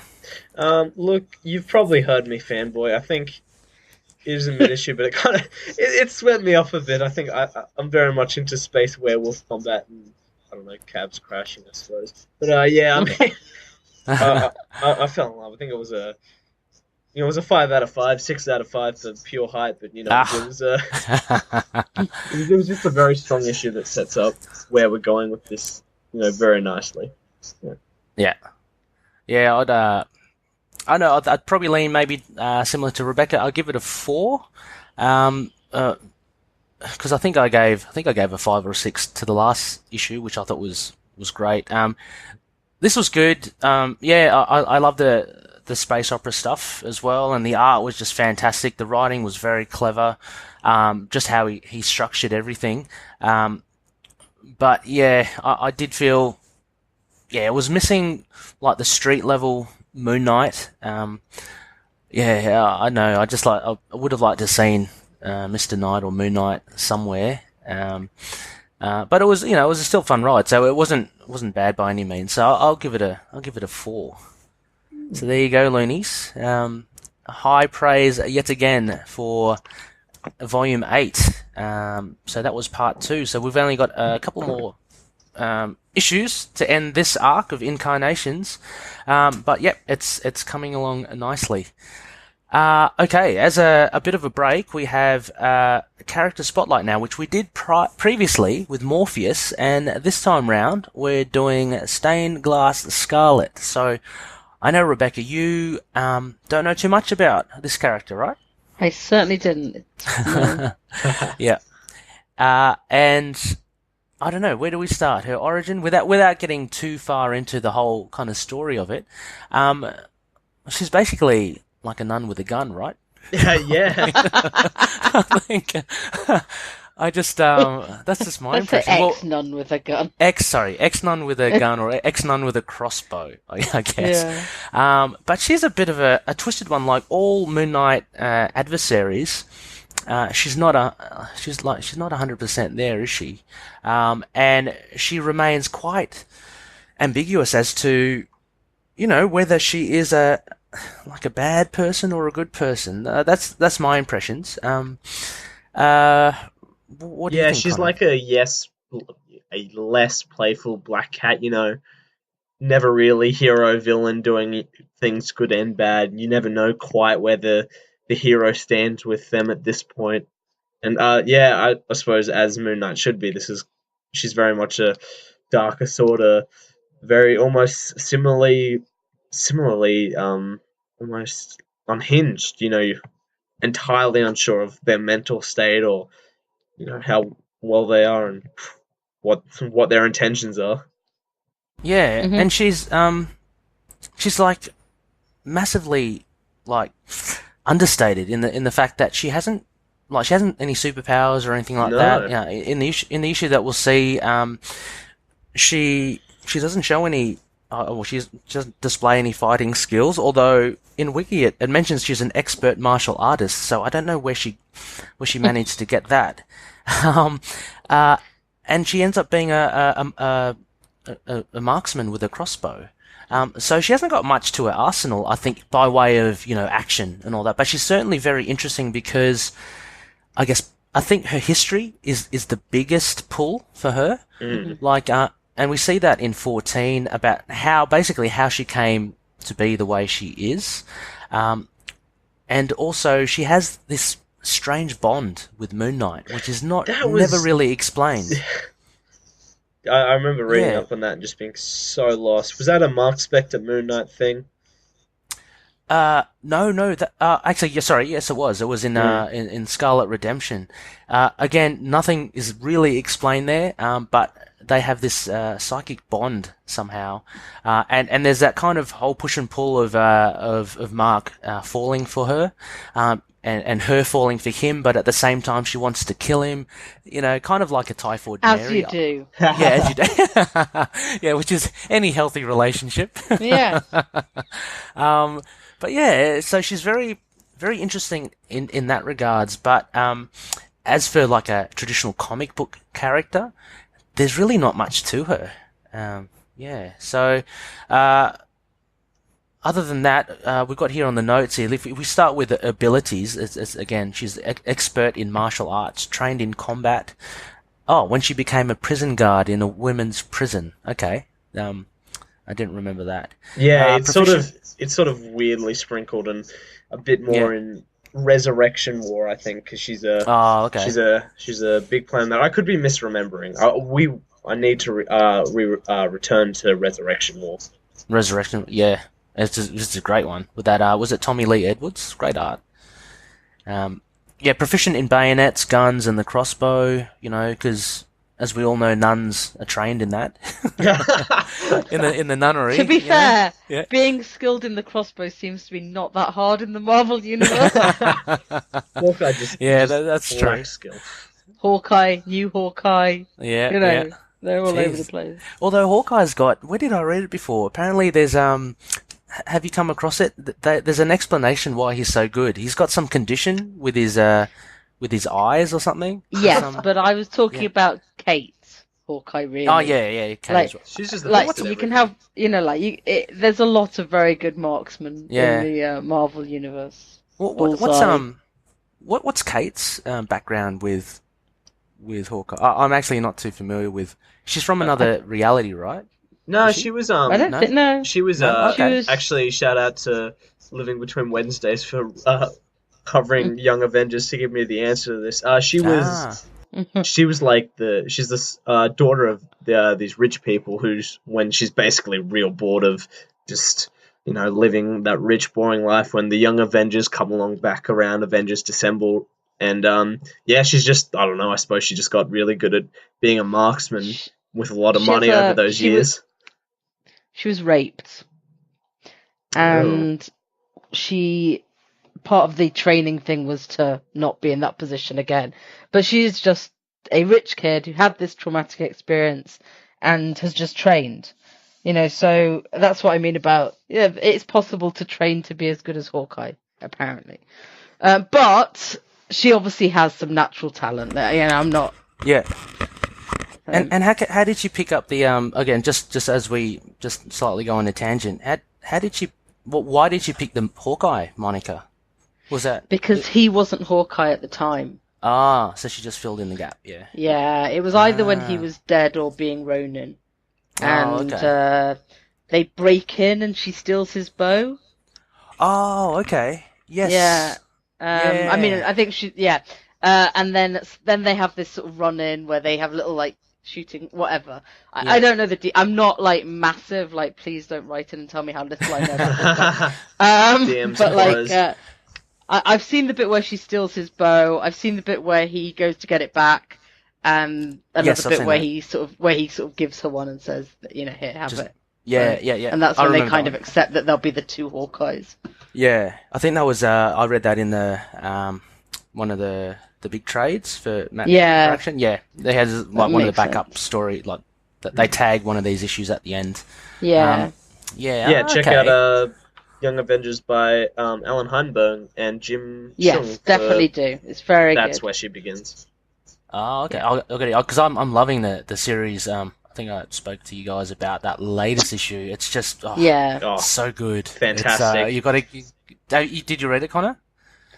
Yeah. I actually read it. I love this arc. I think this run's absolutely stellar. Yeah. It was a slow start to begin with, and it got a lot of flack because she was just so sassy. But I think Thompson's pared that down now, and it's going really well. It's a nice mix of banter and action in that. So anyway, back to back to Moon Knight. Back to Scarlet. Scarlet, Stained Glass Scarlet. Connor, can you list out there? So she's made a fair few appearances. Yeah, kind of contained her own arcs, but she first appeared in the issue we're about to cover, Moon Knight Volume 1, Issue 14, where we don't even see the Stained Glass Scarlet moniker. That appears in her next appearance in Moon Knight Volume 1, 24, where she gets the crossbow, becomes a badass, kicks people around, and then disappears after that. Until Mark Spector Moon Knight, issues 26 to 30, following on from an arc in the first volume, Scarlet Redemption. I've never read it. Ray seems to have. We've got to cover it. It's just the weirdest thing. Oh, God. It's the weirdest thing. The 90s, Mark Spector, it's just a crazy run. Anyway. Yeah. I was. Then her next bit was in Resurrection War, the four-issue miniseries where all the big bads from Moon Knight's history return, and she's a massive player in that. She's a big one. She's on all the covers. That's the first, I think, actually. So yeah. And then a few more interesting appearances. She appears in Civil War Battle Damage Report Volume 1, Issue 1, like, that Civil War 2 choosing sides where, it's kind of a throwaway line about her appearing. We're like, oh, she could be good for the initiative, which is interesting. Yes. Yeah, okay. And then, apart from that was, her first full appearance was Resurrection War in 99, 98, and then Damage Report in 2007. But apart from that, not much else. She appeared in 3 different, Gamer's Handbook of the Marvel Universe, all new official handbook of the Marvel Universe, official handbook of the Marvel Universe, A to Z, and then a brief mention in Lemire's run, and that's really all we've heard of her. She's has sort of had heyday as a whole. What's that? 11 issues, really. Yeah. And she still kind of endures as well. Like, it's weird. I think she's quite popular. For so few issues. Fans. Yeah. I mean, like, if you compare, I guess similar to Morpheus. Like, Morpheus hasn't really been in much as well, but such an interesting character. And again, look, with Scarlet's origin, we're pretty much going to touch upon issue 14 anyway. So, as far as Spotlight goes, I think we can cover that in the issue coming. So for someone around just here and there, she's definitely made a lot of impact, and much of it I think is to do with early on in this issue as well. It's just her sense of it's a history, but she seemed highly intelligent as well. Yeah, which kind of sets her apart from your typical street level thug or bank robber. So Stained Glass Scarlet. Sorry, what? Look, just briefly as well. Scarlet Fasanera was her full name, right? And, yes. And she's got a few relatives. She's got a husband who's dead and a son who died, and a father she killed. So that kind of exactly. Yeah, well, that's a main thing. Yeah. Sorry. So so that kind of sets her off onto her path. But a tragic figure. I kind of like her as well. I hope she comes back in some I'd love to some see iteration. Her in Yeah, definitely. High on the wish list. Definitely. Mr. Connor, so we have review number 2. Would you like to do the honours? I shall endure, I suppose. Moon Knight, Volume 1, Issue 14, Stained Glass Scarlet, released on the 1st of December 1981, written by Doug Munch, penciled by Bill Sienkiewicz, colours by Christy Scheel. I think this may have been one of her first issues on the run, actually. They had quite a few, I think it was almost one colorist every issue, fun fact. Janice Chang on letters, same, I think, once again, almost a one and done, with always there Denny O'Neil, editor, and Jim Shooter, editor-in-chief. For our bare bones. In a rundown church in the South Bronx, a lone woman drifts within, tortured by memories. She is Stained Glass Scarlet, and amongst the solitude, she contemplates her next, involving a recent prison escapee, Mad Doc Fasanera. As Stephen and Marlene enjoy a cultured evening, their night is cut short by the news on the radio of Mad Dog Fasanera in a shootout with the police. Moon Knight springs into action, and it's not long before he spots the gunfire from the Mooncopter. Moon Knight manages to subdue the bank robbers, but Mad Dog manages to escape, killing one of his own men along the way. Having evaded Moon Knight's grasp, Moon Knight decides to track down two of the other bank robbers who also manage to escape. They lead him to an abandoned store, but Moon Knight is surprised to see a woman in red appear and enter the store as well. The robbers are also surprised that their secret safe house is compromised and are stunned that the woman in red knows of it. Moon Knight intervenes and makes short work of the criminals, but is so intrigued by Stained Glass Scarlet, the woman in red, that he's compelled to follow. Moon Knight confronts her in the abandoned church, and Stained Glass Scarlet tells of her origin, how she was a nun before meeting a reformed criminal, Vince Fasanera, how they married, but Vince returned to his old ways, neglected his son, and ultimately returning to a life of crime, how his last bank job ends with his death and the mysterious disappearance of all the bank money, and finally, how Joe, left without a father, grows resentful and ultimately criminal, abandoning his mother. As Moon Knight reflects on the sad tale, Joe, Mad Dog Fasanera, appears, determined to retrieve his father's hidden loot from Stained Glass Scarlet. She pleads to her son that she is all he needs, and Moon Knight valiantly attempts to defuse the situation. Moon Knight is shot, but in the melee, Stained Glass Scarlet pulls the gun on her own son. Stained Glass Scarlet makes the hardest decision that a mother never should, and is forced to kill her own son. In a final twist, as Mad Dog clutches at the bell rope, the bell sounds his death knell, but also reveals a hidden stash which is hidden within the church bell for all these years. Yes, so... quite an issue. Yeah, quite an issue. Filled with a lot of sadness. It's very different from the previous issue that we've just reviewed. Initial thoughts. Rebecca? I really enjoyed it. The writing was amazing. It was, I think we've all picked up on it. It was so poetic and evocative. It was a real pleasure. Like, sometimes it's hard to go back and read old comics because they are a little bit more wordy, but this one was just a joy, of just setting the scene. It had a mournful tone to it, so you kind of got that sense that this wasn't going to be a biff bang pow fight with a villain, but it was still going to have that kind of thing. But it was more about her than Moon Knight. But that wasn't a problem. No, not at all. And definitely Munch sets her up really well at the beginning, I thought. And as you mentioned, the evocative writing, really distinct from Munch, I think. If you just immediately compare it to Lemire's just prior, it's just so colourful. I too found it quite enjoyable. The story, there were some tools in the story that were, I think, just plonked in to keep the story running, which we'll get into. But essentially a very simple story as well. If you look at what really happens, apart from kind of telling of Stained Glass Scarlet's origin, nothing much really happens, rather than Moon Knight just punching a few crims and then following Stained Glass Scarlet. It's more like the backdrop and how Stained Glass Scarlet comes to be, I think. Connor, how about yourself? It was a real interesting issue, and such a distinctly different from the rest of the run. If you've read or even just followed the issues we've reviewed on the show of our classic reviews, it's so different. It isn't that biff pow bang sort of fight, as Rebecca said. It was this real sort of dramatic, almost tragedy-like play in which we saw all these pieces on a real sad chessboard, and almost these characters were almost used more as poetic devices.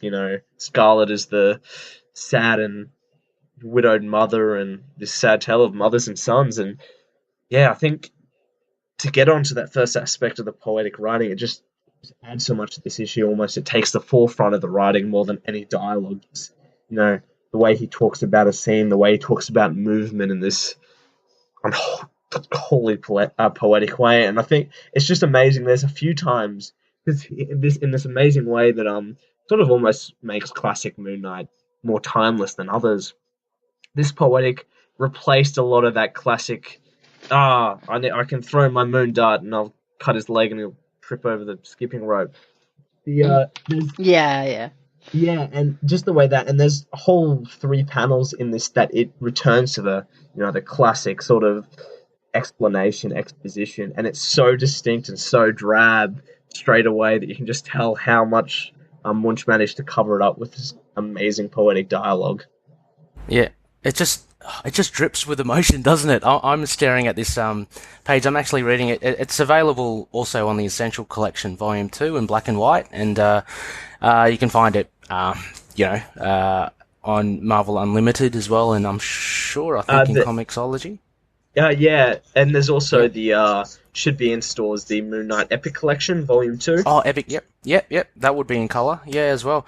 But it's just dripping with emotion, and I've got to have a little grin here, a little smirk. I mean, I've got this page where Marlene's playing the piano, and she just gets so overwhelmed with emotion. She hears the stuff on the radio, she can't play anymore, and it's everything's dripping with with drama and stuff. So it kind of, Munch does set the tone everywhere about how this kind of issue is going to kind of be set as. But yeah, it's basically it centers around the tragedy of Stained Glass Scarlet. So look, my first aspect as well was the writing of Munch as well. And I've got a couple of excerpts here, which I think is really good. It said, like, we made a grab for the dream, reached for the moon, and we came down with our hands full. That sort of stuff, which, I know, you read more like in prose, right, rather than you expect in a comic book. And also, and by the time the sirens moan to a halt. So it's so he kind of gives such a good imagery to stuff. And between them, Joe Fasanera's heart bleeds into a spreading pool for no one. Comes the dawn, it will gleam as red as stained glass scarlet. But now, despite the moonlight, it is merely dark, and there is nothing but its deeper stain of blackness.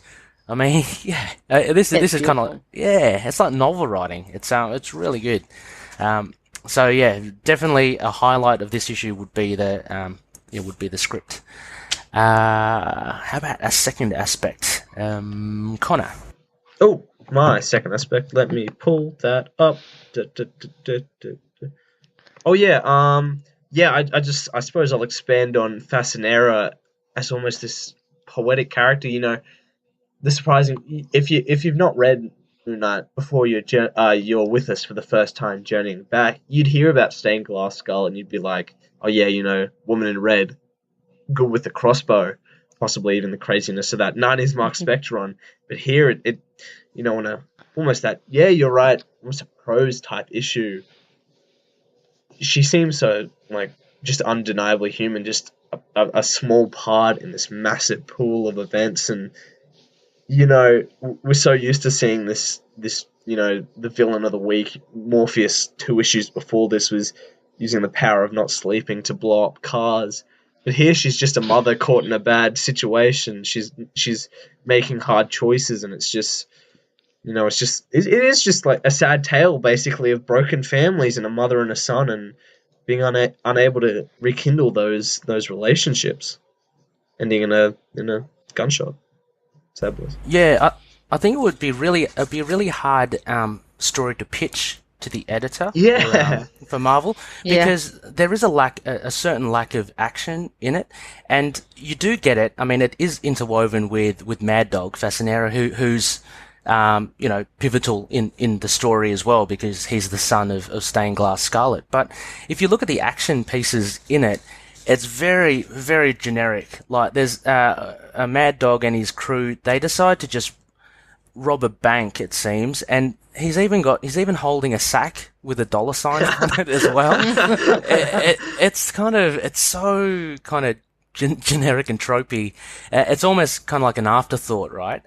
So I think Munch is definitely focusing. His big game here is to introduce us to Stained Glass Scarlet, but I don't think it would have been enough for Marvel at the time and the editors to kind of say, yep, okay, I'm confident we can do this comic book issue.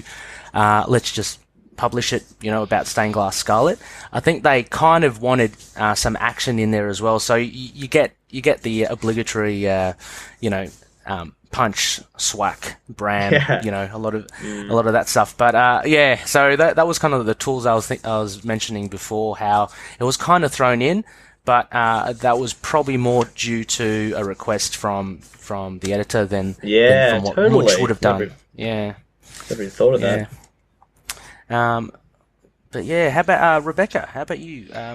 Well, carrying on about Scarlet, Stained Glass Scarlet, I thought it does set her up really nicely. It gives her this motivation. It gives her, unusually for some of the women written at the time in comics, she seems to have a fair amount of agency herself. Like, it's very much, this is her story. Yes, she's had these terrible things happen to her. She's the one who solves it. Moon Knight doesn't. Although obviously he doesn't hurt it, but he lets her, like, she actually solves the problem. I thought it was kind of unusual for a comic of the time. I don't know, I've not read a lot of comics of the time recently, but it stood out to me that she seemed like a real person. Again, it's part of the writing. Yes, it's a bit tropey because it's a comic.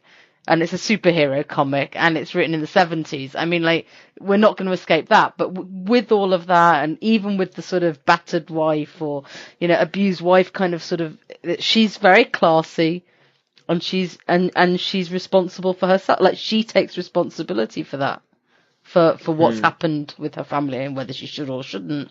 Obviously, she shouldn't, but she does. So I like the fact that she ends up being the one who, like, solves it. Yeah.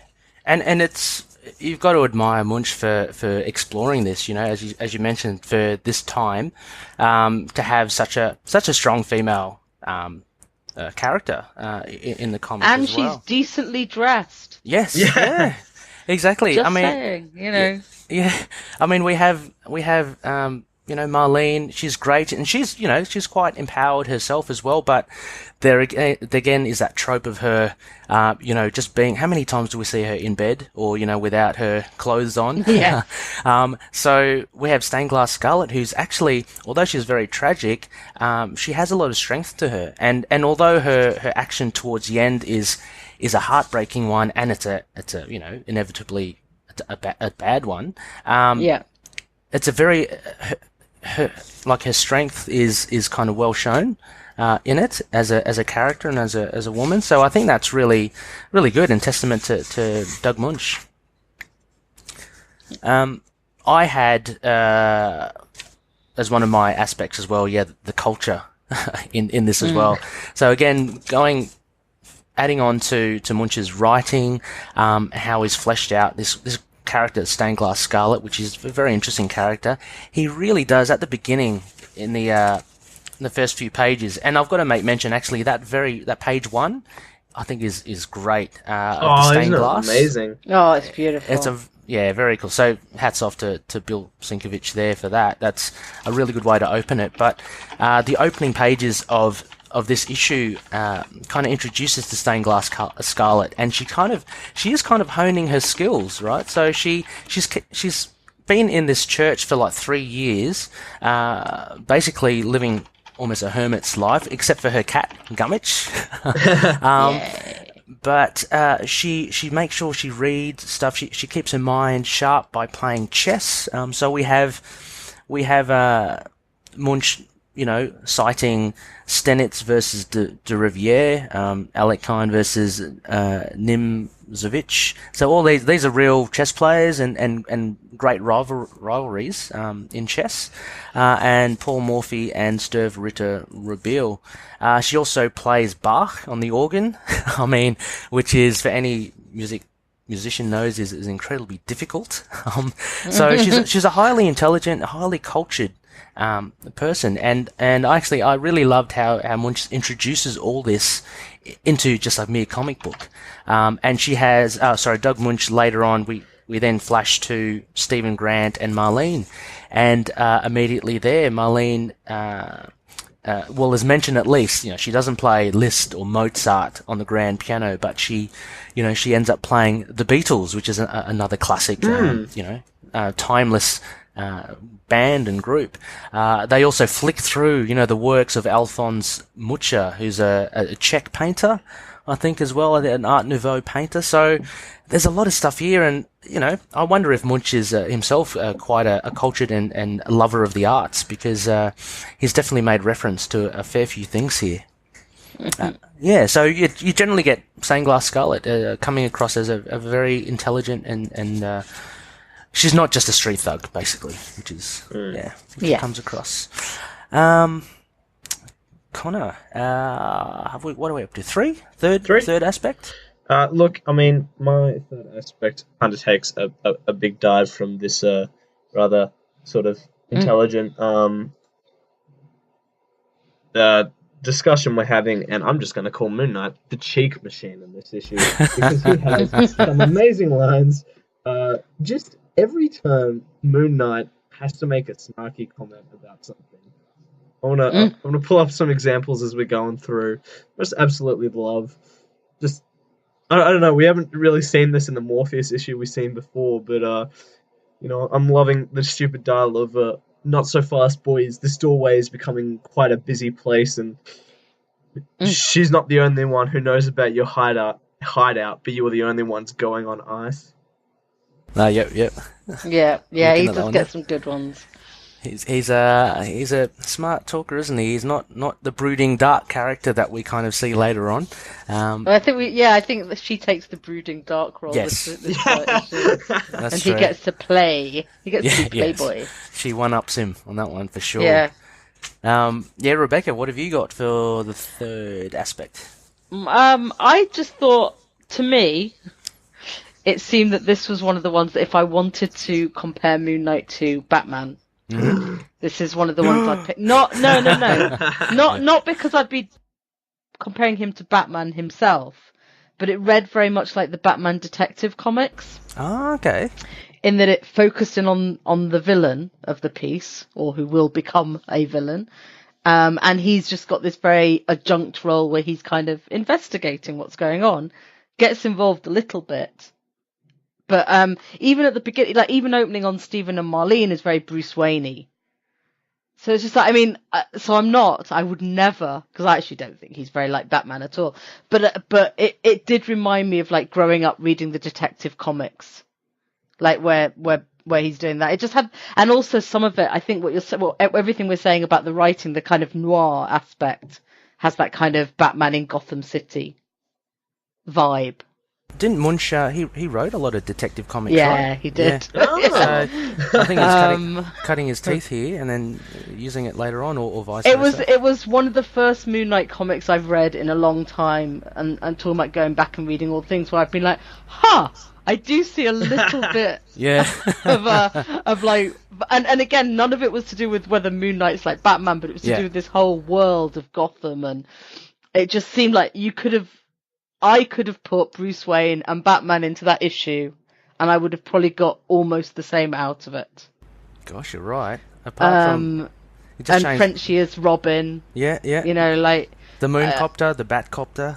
Yeah, and it's weird because I've never read a Moon Knight comic where I've so sort of come back and thought that and gone, oh, maybe there is a little bit. But I don't think it detracts from it. I just think they're very. It's more that this is Munch writing more that style. And it just so happens that this issue as well, like there's no mention of Khonshu. Right, I'm or taking Egypt. it out exactly. There's none of the. True. There's only the briefest passing of like different personalities as well. Yeah. Like when she says, "Who are you going to come back to me as?" But you could just as easily see someone saying that to Bruce. So it's just everything about it from like the sort of rich one of his personalities onwards. But it's just a little throwaway thought, not No, that's it's it's a good one.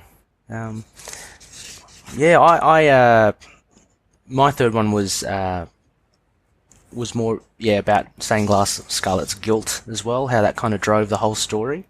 As you mentioned as well, like in the detective comics, it's focused on the villain or the adversary, and this one was very much so driven by Stained Glass Scarlet, but it's kind of bookended at the beginning. You have her kind of living a solitary life, and then reflecting upon the names you get of Mad Dog, Fasanera, of her role there, and then at the end, where we end up in the church again, it's her guilt at inevitably shooting her son. She has to do, because if she doesn't shoot him, he'd basically shoot her, because he's a bit crazy. But yeah, so I found her guilt, just the main driver for this, and it made for a very different issue, because Moon Knight was kind of secondary to this, and he pretty much, I don't know, I won't say that he was kind of like the representative of the reader, but he kind of took us along, to her in the end, but it was very much a Stained Glass Scarlet story at that. I did love almost the motif of stained glass. It almost seems like the stained glass itself is broken memories that, pieces of our lives that, almost when shined upon show us who we are. They're almost like the most key parts of who we are. And that point also about sort of being a one-off issue, I do love it when they take that, where they sort of take the idea of a character and introduce a different part of the world. I bet someone could think of 100 different examples, but one of the most recent, the current Deathstroke run by Christopher Priest, issue 11, Chicago, was an issue entirely about sort of just gun control, with Deathstroke sort of being around that. And I think those issues are so memorable, and why this issue stood out. It just makes the world feel so filled, and it lets these creators on a big 2 book, where almost the sort of the stereotype is you get in, you have to follow the rules, and they sort of explore their creative identity. Definitely. And Connor, for your last aspect, I see you do tie it to another reality. One thing that really stood out, quite touching at the time, I imagine, but kind of jarring now. This issue that I ended up searching up, and I see you did as well, Ray, that this issue was a week before the 1-year anniversary of John Lennon's passing, and there's an entire page dedicated to Marlene and Stephen playing the piano, and Marlene goes to play a song written by John Lennon, I imagine, and then they both sort of break out in tears remembering his passing. And reading it the first time through, I went, like, that's super melodramatic. It kind of made me laugh, but I knowing the time, it's quite touching, actually, and I just thought it was important to bring up, just because obviously Munch was probably quite afflicted by that death, as plenty of us are, with plenty of creators, I imagine, passing. It must have rocked the world, and being just about a year after it, still fresh on a lot of people's minds, but akin to, I don't know, I guess Princess Diana, I reckon. I remember that kind of, everyone was massively shocked at that. So similar with John Lennon, such a massive creative figure. Or last year, there was a Bowie reference in Spider-Man. They managed to get him very quickly after he died. Yeah, obviously it wasn't as big of a shock. I guess it was a shock, but people knew. He wasn't shot like John Lennon. Died in an accident like Di. But in Amazing Spider-Man, they I think they may have changed the song he was singing. Did it really quickly, and had him sing a Bowie song. It was very sweet. And I think other comics managed to get Prince references in last year as well. Yeah. Okay. There you go. Did love the pop references in comics. They're pretty cool.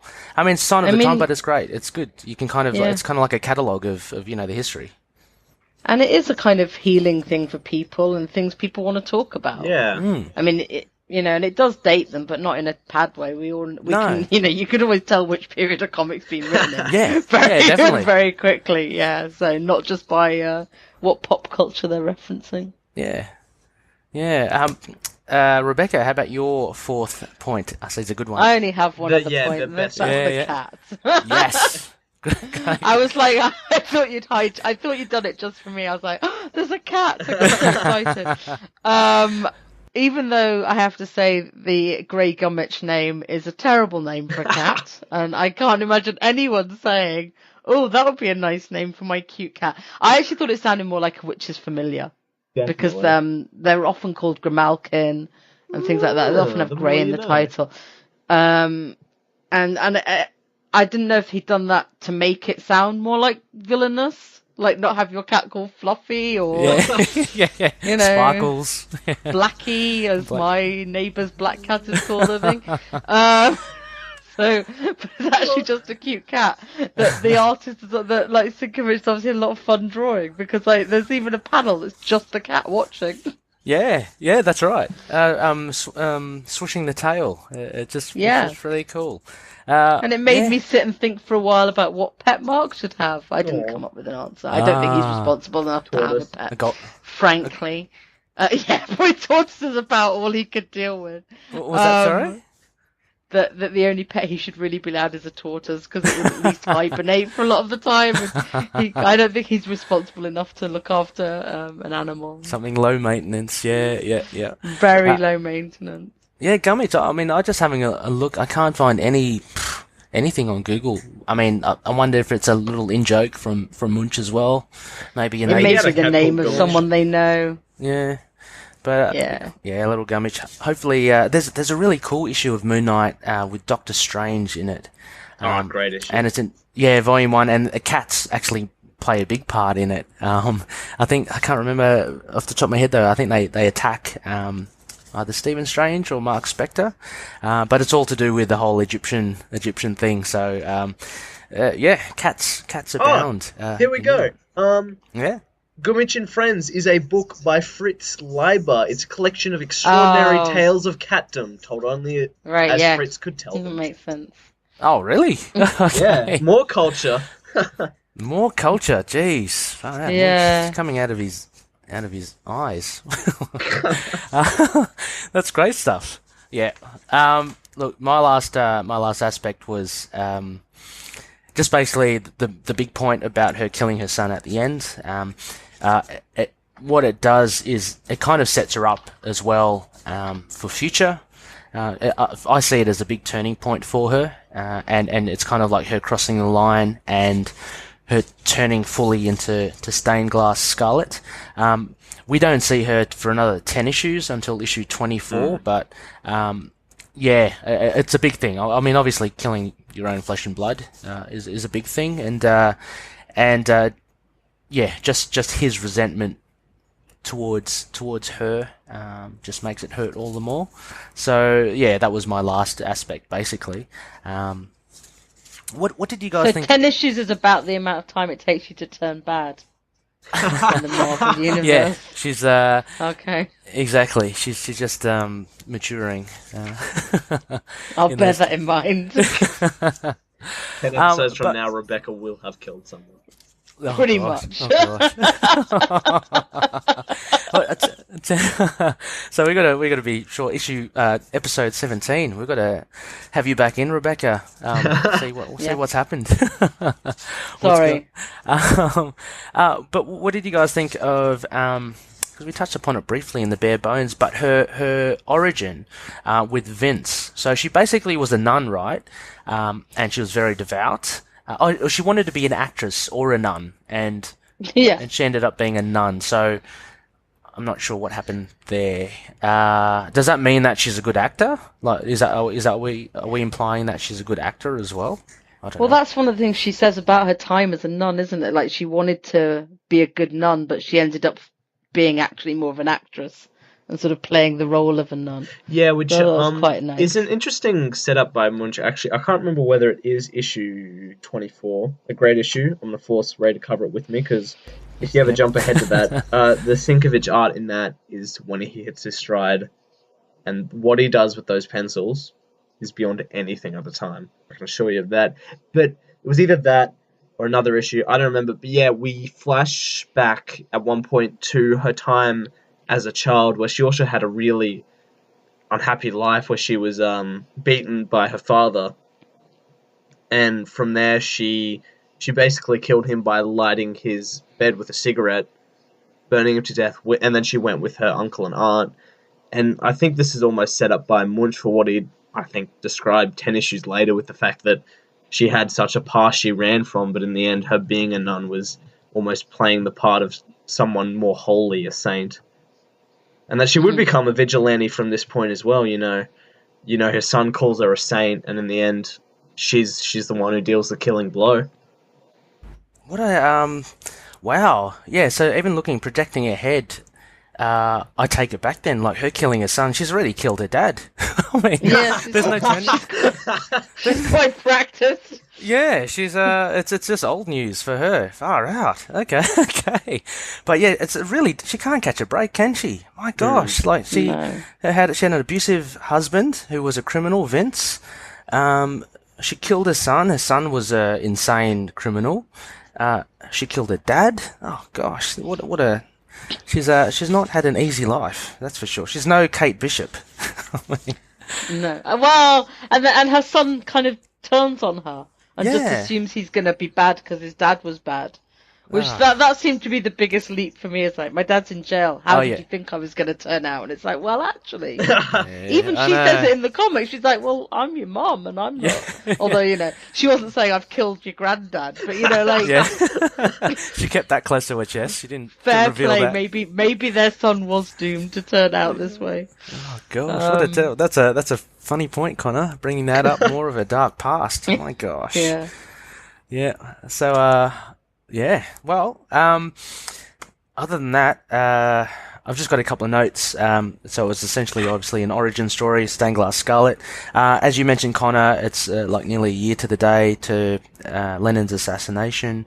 It's yet another villain who's insane. Like, all of Moon Knight's villains are insane. I never noticed to be honest, quite a lot of villains are generally. Oh, just, I think the difference is in Moon Knight's case, so's our hero. A little bit. Yeah, that's... Like, I mean... Yeah, that's true. I mean, yeah, you have the diabolical villains that are... But I never noticed it before. But, you know, Morpheus, driven insane because he can't go to sleep. You got, you know, Mad Dog and Stained Glass Scarlet. Essentially, both of them are crazy. But yeah, you're right. I guess all villains are crazy in their own way. But quite a lot are, yeah. Yeah, I'm just trying desperately to think of non-crazy villains. I'm thinking Dr. Doom, he's pretty crazy, isn't he? Thanos, yeah, crazy. He's not normal. He's not, no, exactly. Megalomania maybe somewhere in his psychosis. Who's the Iron Fist villains? You got the Steel Serpent. It would probably be people. It would be people like Kingpin who aren't insane. Yeah, just evil. Yeah, so you get like just pure evil people. Yeah. Yeah. I mean, it does happen. It's just not because you're in the superhero world. Yeah. A lot of the supervillains are going to be a little bit nuts. A bit crazy. And they're certainly mostly sociopaths or psychopaths or whatever. Yeah. So. Yeah, it kind of takes the gloss out of Bullseye and all that, doesn't it? They're like, you know, he's crazy. Well, who cares? They're all crazy, aren't they? So. Well, to be fair, to go off and be a supervillain, like I said, you have to be a little bit of sociopathy or something generally. Yeah, true. In your makeup. Yeah. It's for sure. Who's I think the issue between this, we covered issue 12 and this was issue 14. Issue 13 had Daredevil and it had the Jester. So another crazy one as well, but he's more of a Daredevil villain, so we'll leave it at that. The other notes I had was the Mooncopter looks just terrible. I don't know if you guys liked it. I thought the design was hideous. God awful. I wonder who designed that. As you say, Connor, if Sienkiewicz hits his stride in 24, I'm hoping the Mooncopter's a lot better there. And Moon Knight survives he got shot, right? He got shot towards the end here. Is he, at this stage, he's not wearing Kevlar or he never mentions it. Yet he manages to stay upright. And, there's no bandages or anything after that. Marlene gets him and off he goes. So, a little oversight there. I mentioned before the sacks of cash. That's hilarious. I love the sacks of cash. I know, and like it even appears at the end as well, next to the the jagged body of Mad Dog. In between his legs. No, next to his legs. Yeah. Bang. Yep. and Gummy to the cat. So, what did we think of this issue, guys? Crescent Dart ratings. Rebecca. I really liked it. I'd probably give it another 3.5, 4. Yeah, well, that's pretty decent. Yeah. I was mostly for the language and the atmosphere. Yeah. And the story was like, but just everything about it. I mean, it was fine. Yeah. But the just that the poetry of the writing and the setting of the scene, the introduction of a new character like that is pretty stunning.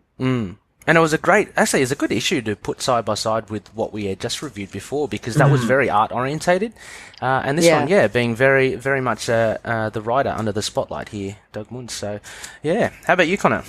Yes, I agree. Agree entirely. With that. The story's just kind of a story, probably more just kind of what he had to fill out to get an issue. But yeah, the prose here is absolutely amazing. I do like the poetic nature of Stained Glass Scarlet as a character, and her dealing with a broken life, a child, the tragic tales of mothers and son. I think it was a really good issue on the writing terms. The art doesn't really get to shine, which I really going to get Ray into post issue 23 when I can talk about those. They're on my mind all the time. Sinkovich art. But yeah, I think with that, just kind of, I probably would give it 3.5 out of 5. It's this amazing poetic story, but I feel like just misses a bit out on not having that art. Kind of an okay story, and the Mooncopter is the worst thing I've ever seen. It's god awful. Yeah. Gosh. Yeah, I mean, you'll read it, you'll know the poet, like what we're talking about, how amazing that poetic writing is. So yes, my good friend Ray. Yeah. I'm again just trying to think about the previous issue that we reviewed, which was the Morpheus one, which was a couple of episodes ago. I would give this one, Morpheus was pretty cool, and is very different because it's very much character and power based, which is kind of all your comic book kind of indulgences in one. This is more kind of cerebral, in the fact that you've got such a such a different character in Stained Glass Scarlet, and she's just very like ordinary and real in the sense that she's not like a mutated, nocturnal monster. So it's a very different thing to put side by side. I'd give it 3.75 again. Crescent darts. 3 3/4 moons. Yeah. I think that's pretty fair. I did enjoy it as well. And what you said, Rebecca, about older comics being a bit wordy, or can be wordy, I didn't mind it again with this. I thought it was great. The writing was definitely a highlight for this. So definitely Loonies are worth checking out. Again, it's available in numerous versions of hard copies, as well as definitely on Marvel Unlimited if you've got that. So crack it open and have a read. Okay, guys, I think what time is it? It's about 2 hours. I think 2 hours, not bad, guys. Not bad. Sorry. No, that's great. It's fantastic. So, Rebecca, just gonna say it's been absolute pleasure speaking to you the first time. It's so cool after after our it's time. It's been great. Yeah, like it's introduced. Thanks for having me on. Yeah, of course. You're welcome. Yeah. Anytime. I think actually I'm trying to get you pegged in for another one later on. Yeah, I think it was issue 10, right? It's part one of the Jewish one. Yeah, and that will be a panel by panel review. So if you're up for it, Rebecca, it'll be definitely pretty good to analyse. Let's talk. Yes. Yes. And Connor, so next week, what do we have? Next week we have the next issue of Lemire's Moon Knight. Issue 8, sure it'll be just as mind-messery as the last, and we're going to be doing a cool issue, Heroes for Hire, Issue 1, by Dan Abnett, great writer. I didn't even know this run It's so existed. good. Oh, really? Yeah, you read it? You read this one, Rebecca? Yeah. So, of course I have. It's Heroes for Hire. I didn't even know it existed till 2 weeks ago. Did when you Ray not was see like, Iron Fist is in it? Yeah, Come true, on. true. That should have been a dead giveaway. No, yeah, I think Connor and I, we haven't read it, so looking forward to reading it. Actually, Yeah. Good run. is it a? There we this is the go. number one. It's easy to jump into, Yeah. right? Yeah. Okay. It comes straight after Fantastic. Shadowland. So. Oh, okay. Cool. So that's about it. Thank you so much, Rebecca. Thank you so very much. You can find us on email at moonknightpodcast@gmail.com or hit us up on our website at www.intothenightpodcast.wordpress.com. We're also quite present on Facebook, so we have a Facebook page, facebook.com/ITK Moonknight, and we also actually have a group where all our much beloved loonies are chatting away and commenting on facebook.com/groups/into the night.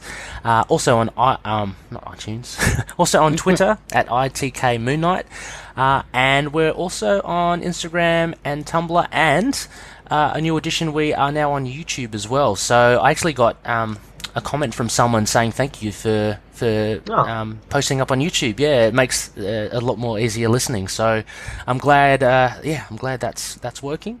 I'd also just like to give a shout out to Mr. Moon Knight on Instagram. His name's Lewis. And he's been great on the Facebook group as well. So we've been chatting away, and he's got a fantastic Instagram account. So Mr. Moon Knight, look it up, and it's got plenty of Moon Knight merchandise and Moon Knight comic book covers there, just posted up. In general, we're also just good. You can hear us on all good podcast catchers. So just type in "Into the Night" with a K, and we should pop up. Any last words, Connor? Oh yeah, Rebecca, is there anywhere you want to plug? She's active in our Facebook group. Anywhere? No, I'm good. I think you already mentioned that I sometimes go on the Immortal Iron Fist podcast, so I'm sometimes on that. But no, I'm quite happy just chuntering away in Facebook groups. So excellent. Also, actually, just finally, I wanted to shout out as well. We got a shout out from Serious Issues, which was pretty cool. There was a Q&A. It was a Patreon episode, and the gracious hosts there, Levins and Siobhan, gave us a bit of a shout out. So if you're up for a really good comic book podcast, look no further than Serious Issues. They really know their stuff. Rebecca and Connor are active admins there as well. So please check it out. yes, double thumbs up. Double thumbs There we up. go. Alrighty. Okay, well, that's it from us. Thank you so much again for listening, and I guess I'll throw it to may Khonshu protect us from the denizens of the night. Catch you later. Bye. Yay, bye. Moon Knight and affiliated characters, stories and events are properties of Marvel Characters Incorporated. Materials used and discussed within the podcast are intended for critique and review purposes only under the fair dealing concept of the current Copyright Act. The views, information or opinions expressed during the podcast are solely those of the individuals involved and do not necessarily represent those of the copyright owners.